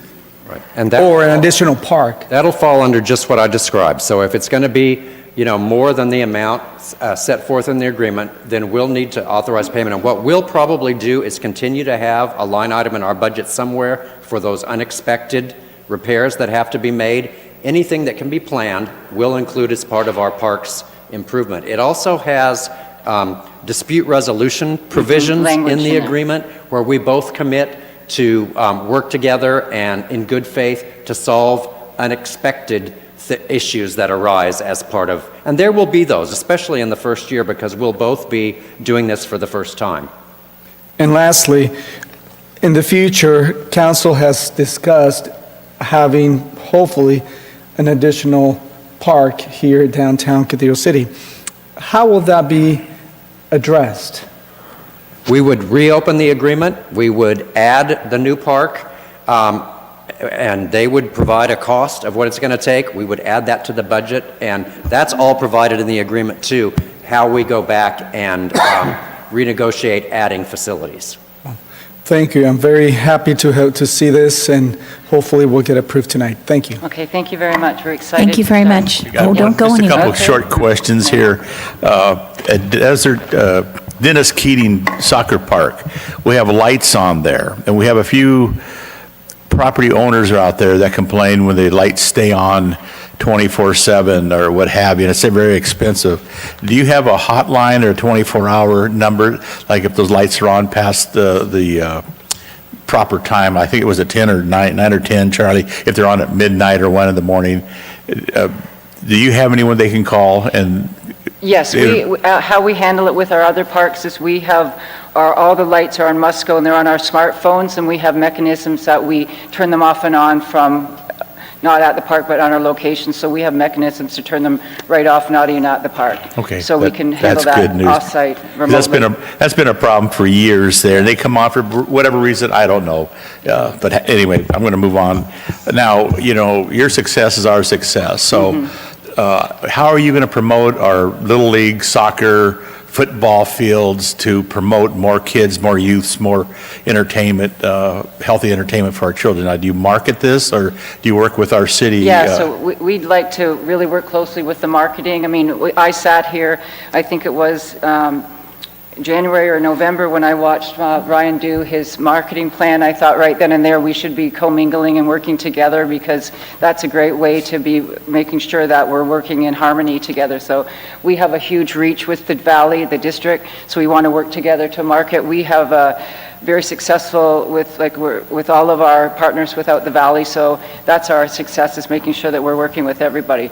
So, Okay. and we're doing surveys right now and working together. We work with our school districts, 3 different school districts. Oh, working- okay, that's great to know. Yeah, I have a great relationship with Barb, and Scott's here, so we will continue to collaborate. We've done that on the swim program. That's definitely been a village putting that together with assistance from DRD. And then we've already had some discussions preliminarily about Special Olympics and how DRD can be a partner for that. They really just want to rent our facilities, so we're already Great. starting to kind of hand over some of those dialogues over to the proper entity. Okay, So, thank you, Ryan. And my last question is, do you have any signage out there, like at the fields, if people wants or concerns, if they, or complaints, do you have any kind of information to call DRD, or you just rely to come to us, then we have to contact you? We've been waiting for this agreement to get approved, but we've been working with Charlie and his team to looking at the MACA signage that we have with our other cities, and looking at the code enforcements and the ordinance that we have,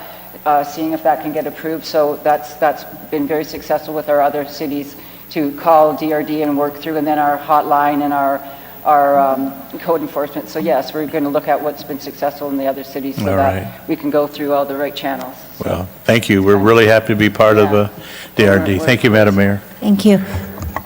Madam City Clerk, is there anybody in the public that would like to comment on this? Anybody? Anybody? No. Mayor, first I'd like to read one comment that we did receive for the record, if that's okay? Of course. Okay, so the following comment was received and will be made part of the record. It was provided to the council and was made available for public inspection at the entrance. David Kozlow expressed his concern with the outsourcing to Desert Recreation District. Okay, now if you're a member of the public and you wish to comment, please raise your hand. Mr. Danny Lee? And Dorian, you'll be right after. Oh, thank you. Thanks, Barb. Me again. I think you all probably know that I've been an advocate for this for many years now, and so I'm really pleased to see it come to fruition. But when we were working on Measure W, there were concerns expressed multiple times about how this would get, the money would go into the general fund, and then it would get confused and it could be used for other things. Listening to the tax exchange issue, I just think this needs very careful explanation to the public. We are having that in a sub-fund, so that it will be accounted for separately, that half cent. But we really need a communication plan now for the public as to how this whole thing is going to work. First of all, covering what you're doing today, but also for the future, how we're going to get from here to there. When are we going to get the recreation center? Because one of the issues is that a lot of lower income families can't afford to go to dance programs in India. They need a dance program here.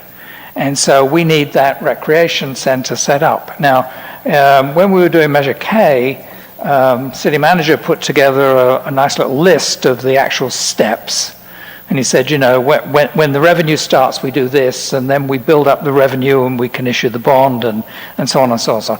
I think that's the kind of communication we need now out to the public, so they understand what is actually happening with their W funds, because those questions will come back again, and the people that always say, you know, they're going to cheat us will be saying, you know, you're all going to cheat us. I know those people we're never going to change their minds, but there are members of the public who really want to know how this is going to develop and how they're going to get from where we are with nothing to a fully functioning recreation center that's serving the public. So I would definitely say that. And the other thing I would say is, you know, it's great that that money is being moved around. We need to explain how that's also benefiting the city. So these benefits that the city manager just explained, savings, should be explained in that communication too. And then last point, we have a completely out of date and thoroughly useless document which we call the Parks and Recreation Master Plan. hasn't been updated in decades now. And it calls for 2 recreation centers, 55,000 square foot in each recreation center, a swimming pool, and various other things. So I think at some point the council needs to say, you know, this is no longer a current document.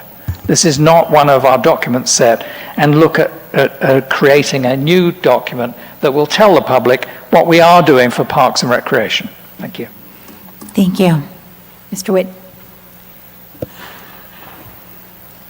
Please state your name for the record, sir. Hello again, my name is Dorian, and what I wanted to say about this and the parks is I think many residents are just confused about the amphitheater park when it's closed to the public. So is it really a park? It has been disappointing because we were really looking forward to a new open space where we can get away from cars and relax. In fact, it used to be open, and I was going to come up here and ask that we open the other gate also on the east side instead of just the one by the parking lot, because I like to pass through the park instead of just exiting the same way that I came in, because I like to jog through. That is what I wanted to ask for, but now both gates are closed all the time and it's not a park anymore.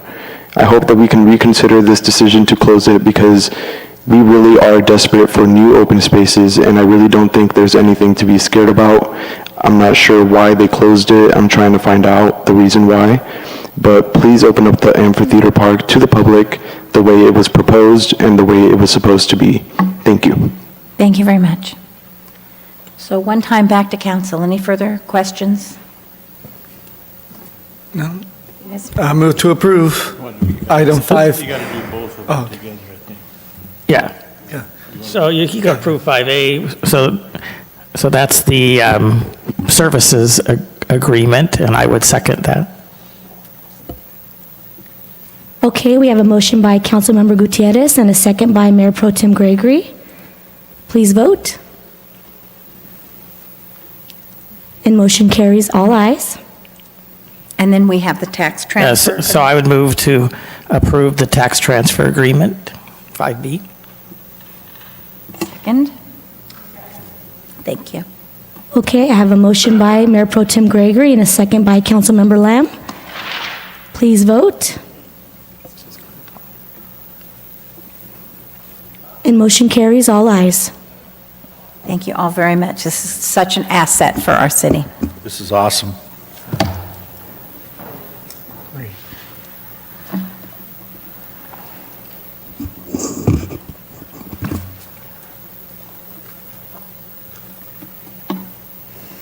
Okay, so we are going straight to, we're on to C, aren't we? How did that happen so quickly? So this is the 2025 Color the Spectrum Art Festival, SUP. And who is presenting? Thank That you, is our Mayor. This will be community. presented by Ryan Hunt. This is a event that we hosted last year in the amphitheater, and they're back for a repeat visit. Ryan? Thank you, City Manager. Mayor Pro Tem, City Council, it's good to be with you this evening. Councilmember Gutierrez, thanks for putting on a warm coat and joining me last night for Taste and Sounds. We appreciate it, and I know we'll see a lot more of you all in weeks to come. We're excited about the launch of that. I did just get a message not too long ago. I shared with the City Manager that our applicant representative Juanita Hernandez, who you've met quite a few times, had a family emergency, so last minute, so she's not able to join. So I will do the very best I can. She gave me a little bit of supplemental information, but I'll be happy to answer any questions that you all have. But as the City Manager mentioned, this has become kind of a really cool partnership with Autism Society and Lind Empire, and I think it really dovetails nicely with our autism certification that we recently achieved. So we've now really have had 2 annual events pending. The approval tonight would be our 4th collaboration with Autism and Lind Empire. Autism Society of Inland Empire, rather. And obviously our strategic plan goal here is one you hear from me a lot, which is promote additional community events and celebrations. This is certainly that. I'll run through the high points. Same time as what it was scheduled last year, which would be 10 to 1. It was on a Saturday in April. This year it would be on a Sunday, April 6th.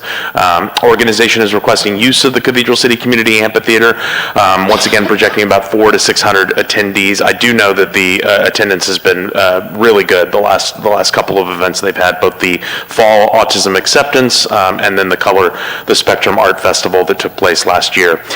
The Autism Society serves families across both Riverside and San Bernardino counties in the Inland Empire, and currently there are more than 17,500 children and adults combined in both regions who need and receive that support and education from this organization. Really, really great event for our amphitheater and to promote inclusivity, particularly for people with disabilities and people on the spectrum. This is a quick little video that Autism Society of Inland Empire sent of last year's festivity, so it's about 50 seconds. I'll go ahead and hit play.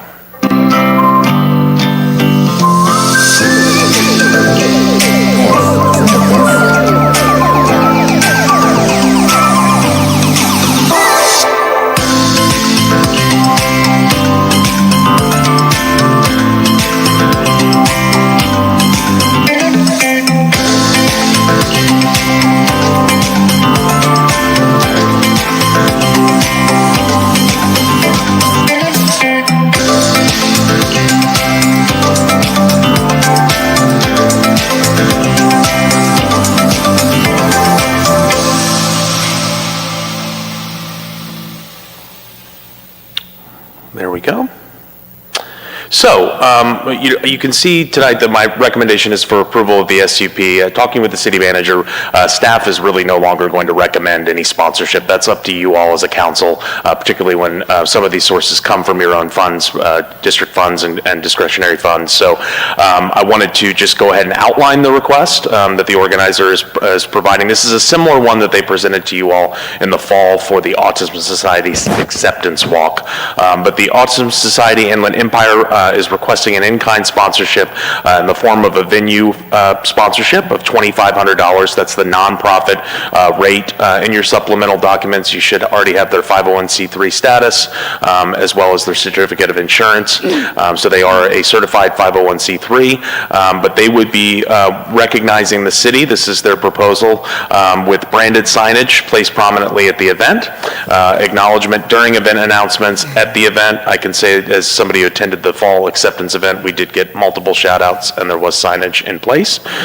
Social media recognition across multiple platforms. They've got about a 27,000 follower reach there. Special plaque, which would be new, commemorating the city's sponsorship, which I think would be presented to you all either at the event or at a council meeting.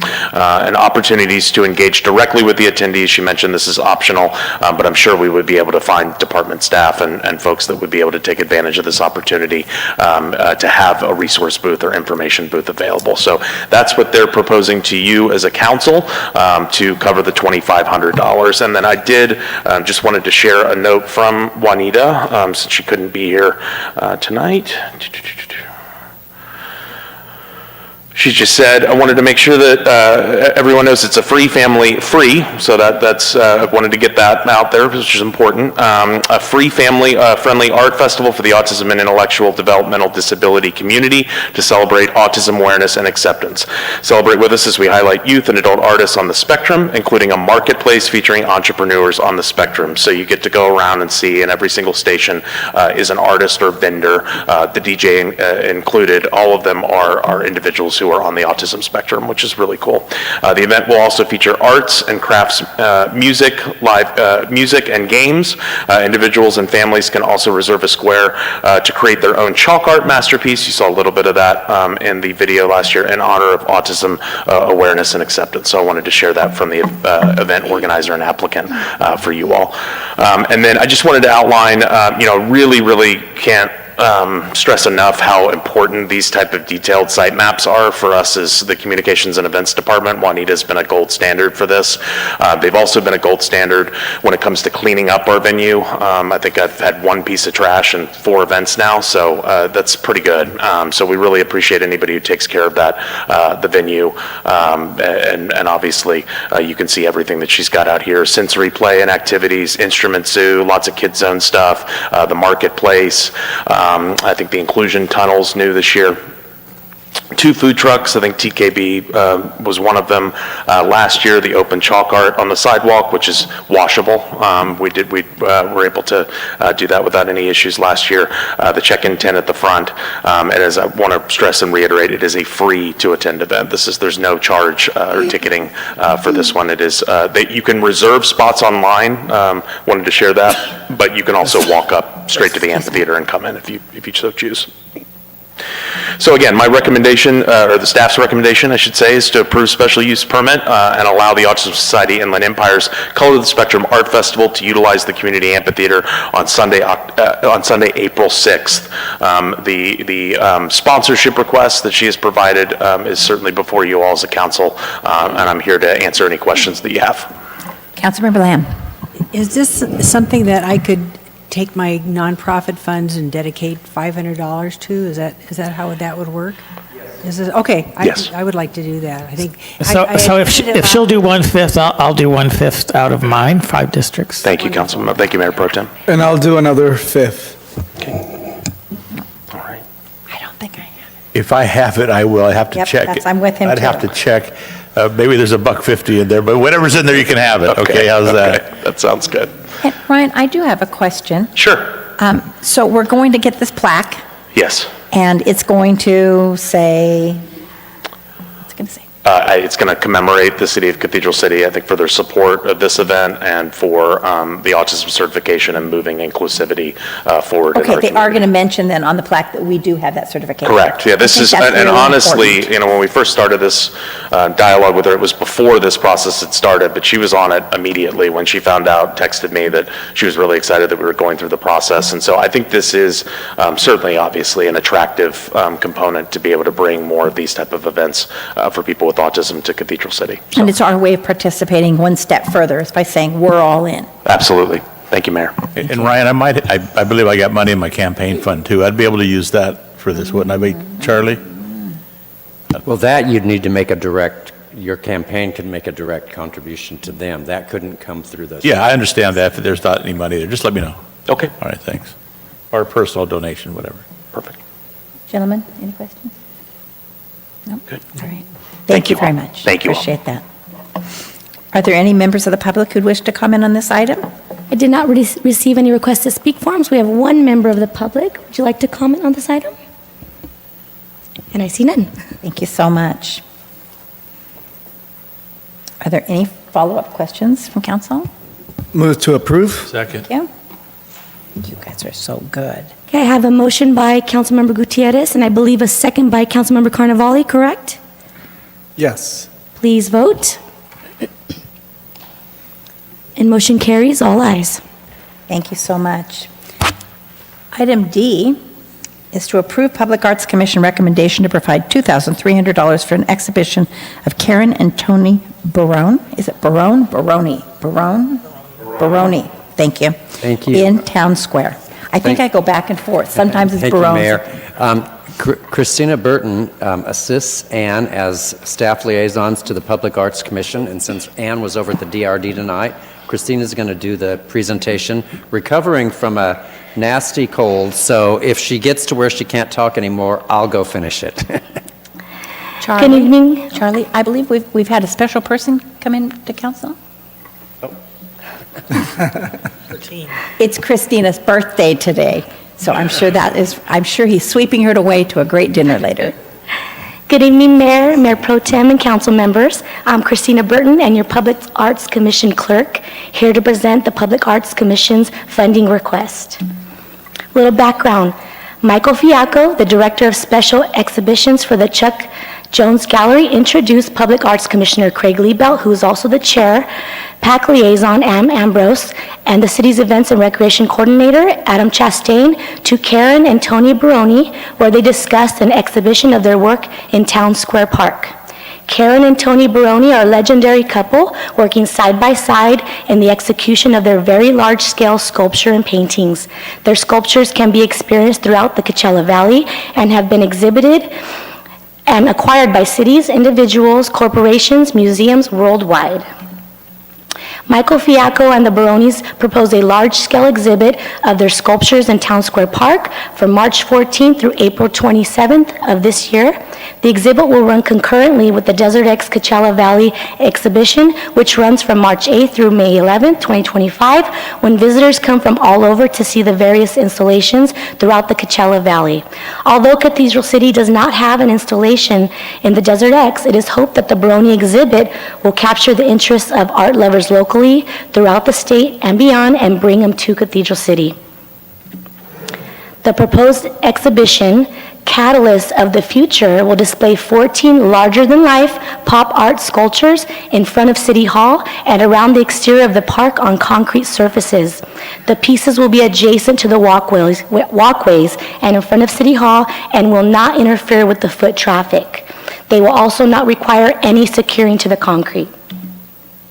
The proposed works to be exhibited include a 6-foot-tall golden cat, a 10-foot-tall duo of dancing pajama party rabbits, 2 6-foot-tall playful pink poodles, Happy, a 6-foot golden retriever, Saucy Meatball, a 9-foot-tall ladle cupping its giant namesake, Double Dipping, Double Licking, an 8-foot-tall triple-decker ice cream cone, 11-foot pair of bright red chopsticks caressing a jumbo shrimp, 7-foot-tall creamsicle, dreamsicle, 8-foot-tall packet of french fries, and others.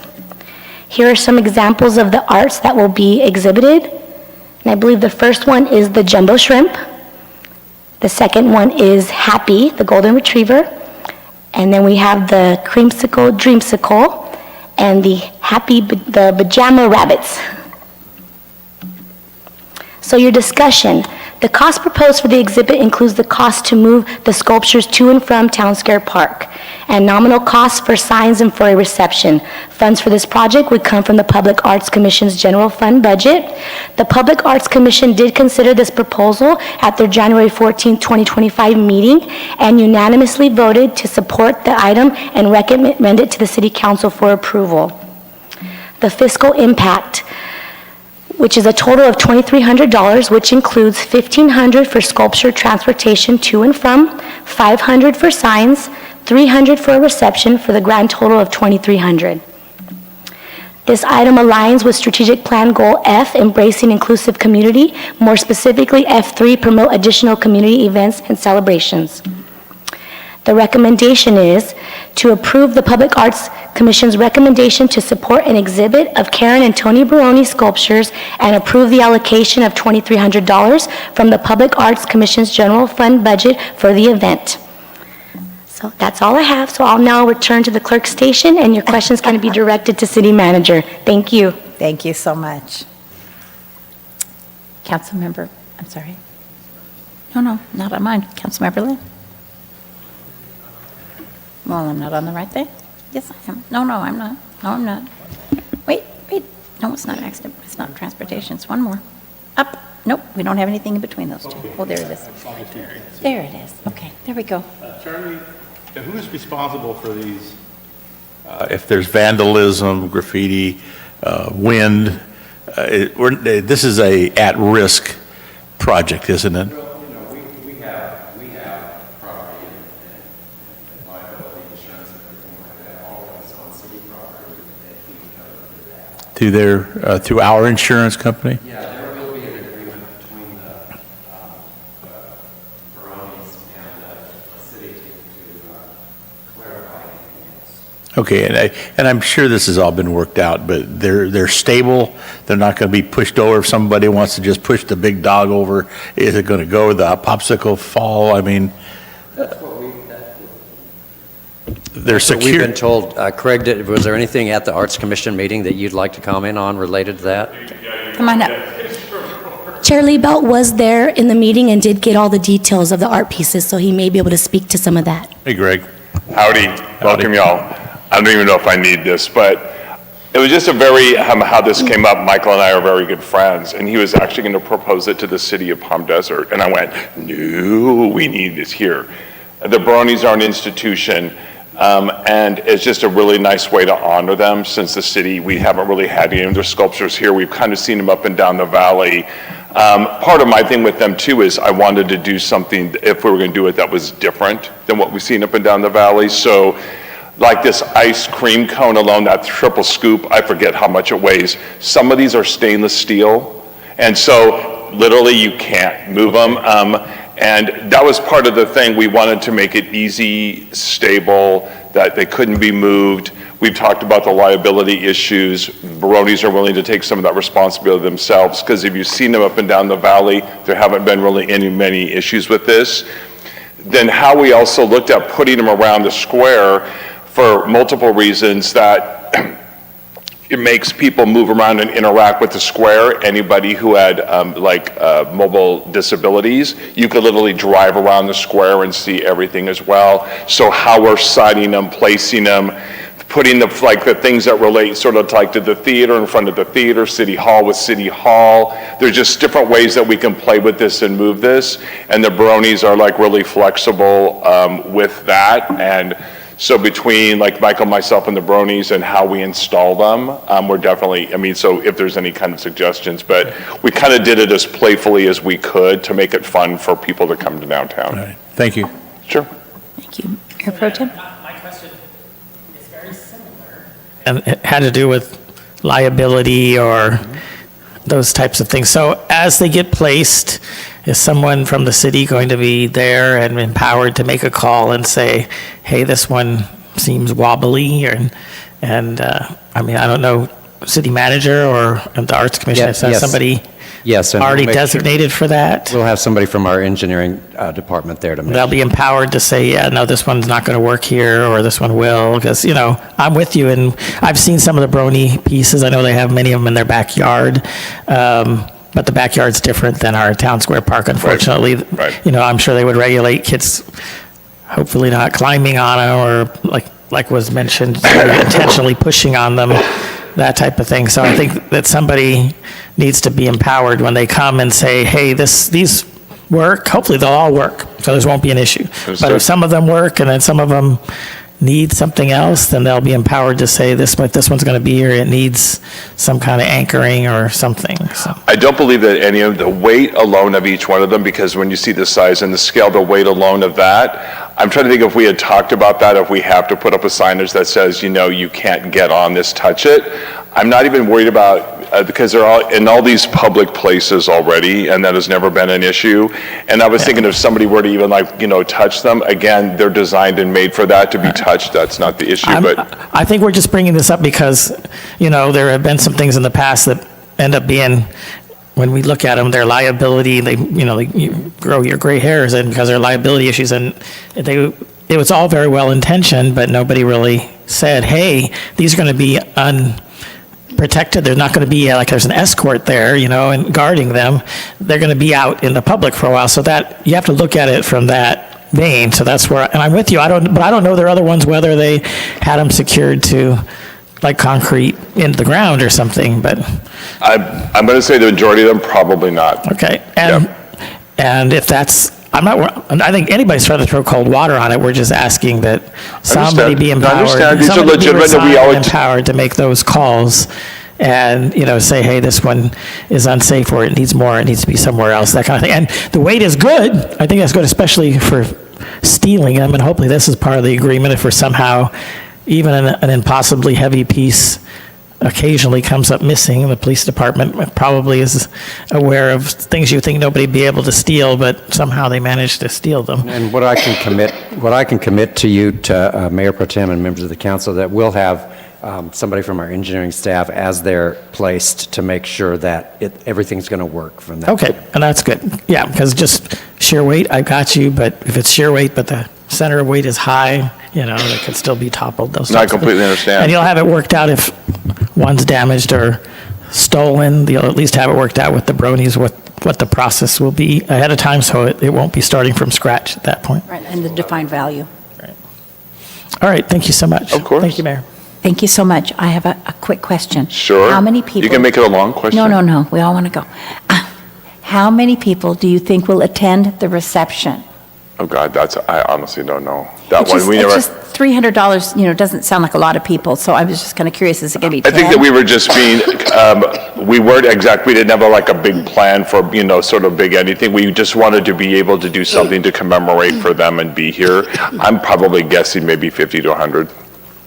Okay. well, Because that's- I forget, because we haven't really set like a time of day, so it depends on the time and the time of day too, but I'm assuming it's going to be like a late afternoon, early evening Well, kind of keep in thing. mind, if you're having 100 people, you're going to be able to afford a Diet Pepsi for each one of them. We weren't planning on alcohol. Well, I wasn't planning on alcohol either. All right, thank you so much. I Okay. appreciate that. Any further questions, council? Nope, good, Okay. great. Do we have a motion? Thank you so much.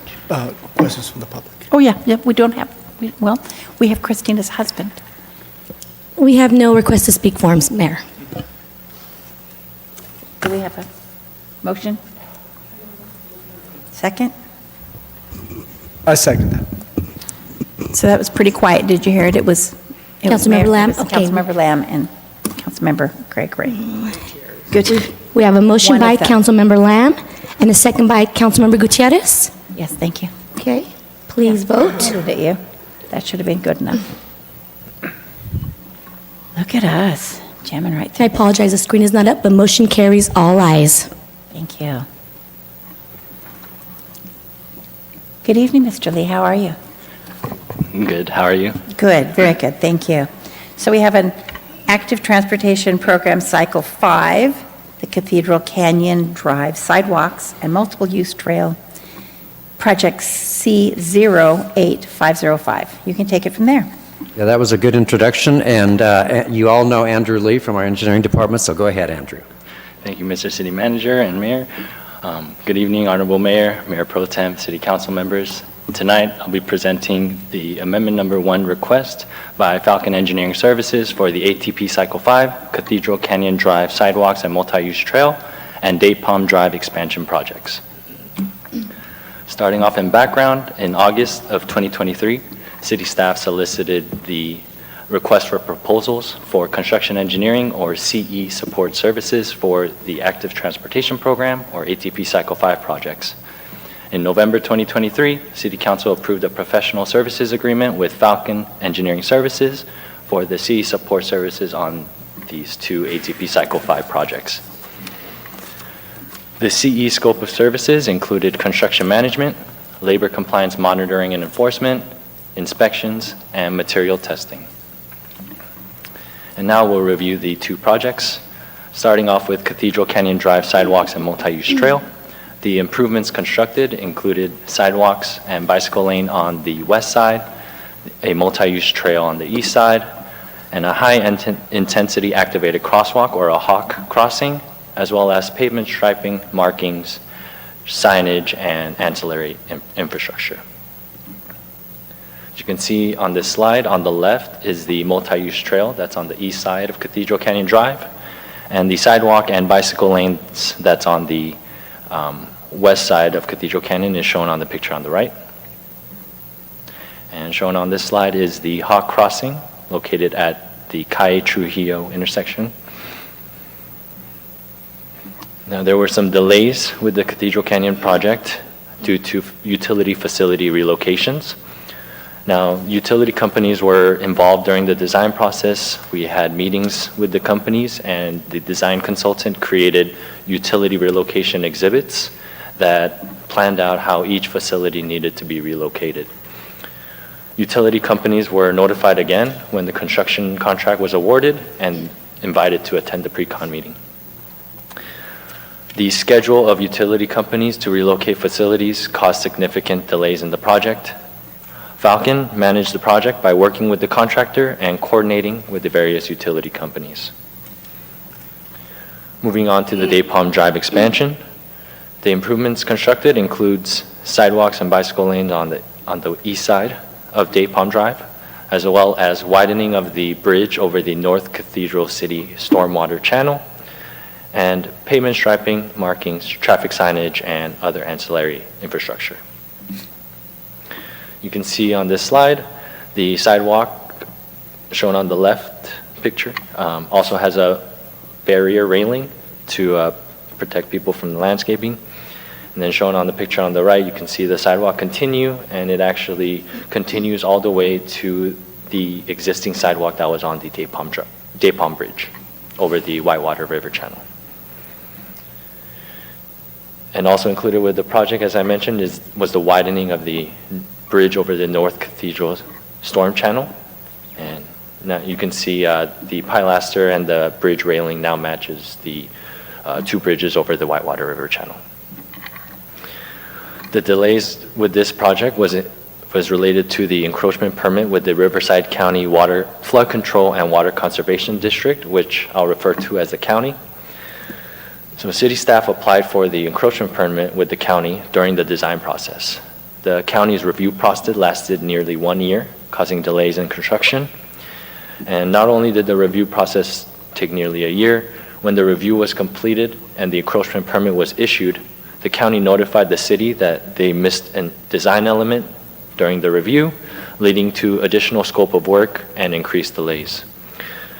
Falcon managed the project by inspecting the contractor's additional work and adhering to the county's requirements.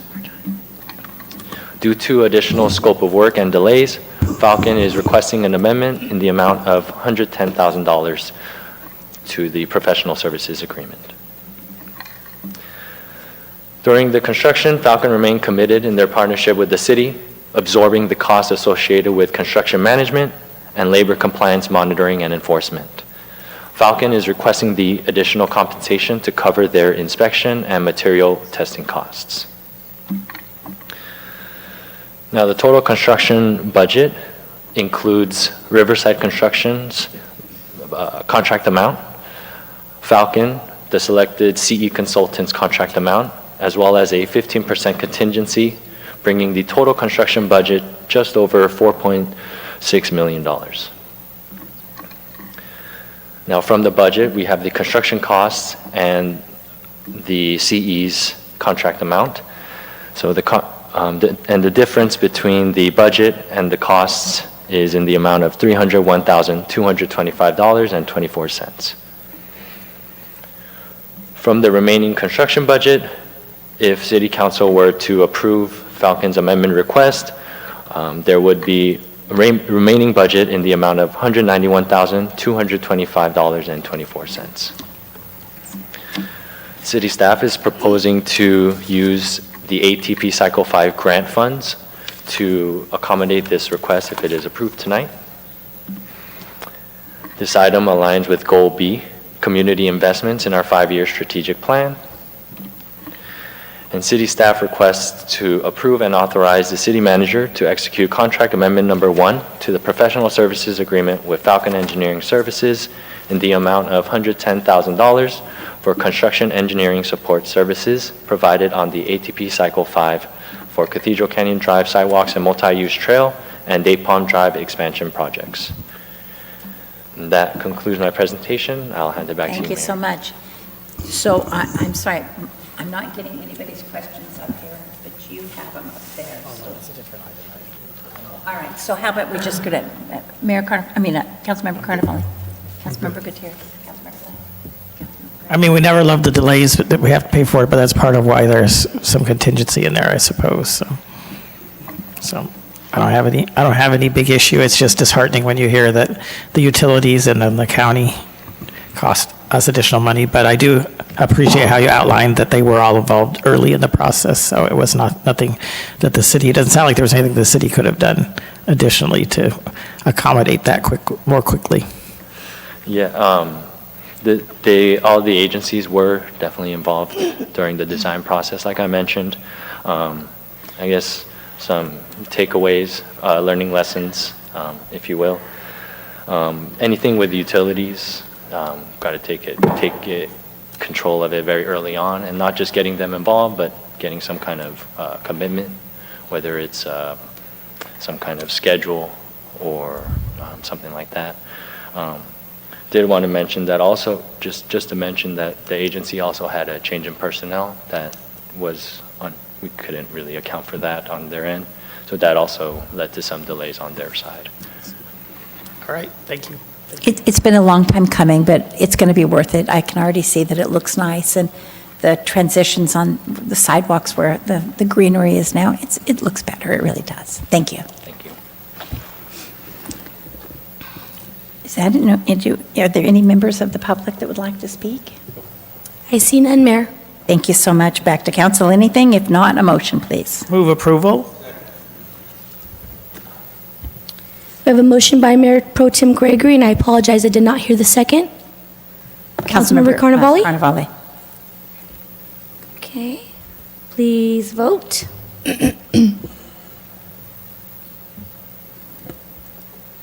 And motion carries, all ayes. And our very last item for the evening is a discussion on future agenda items. Thoughts? None? Guess what? We are adjourned. Thank you. All right.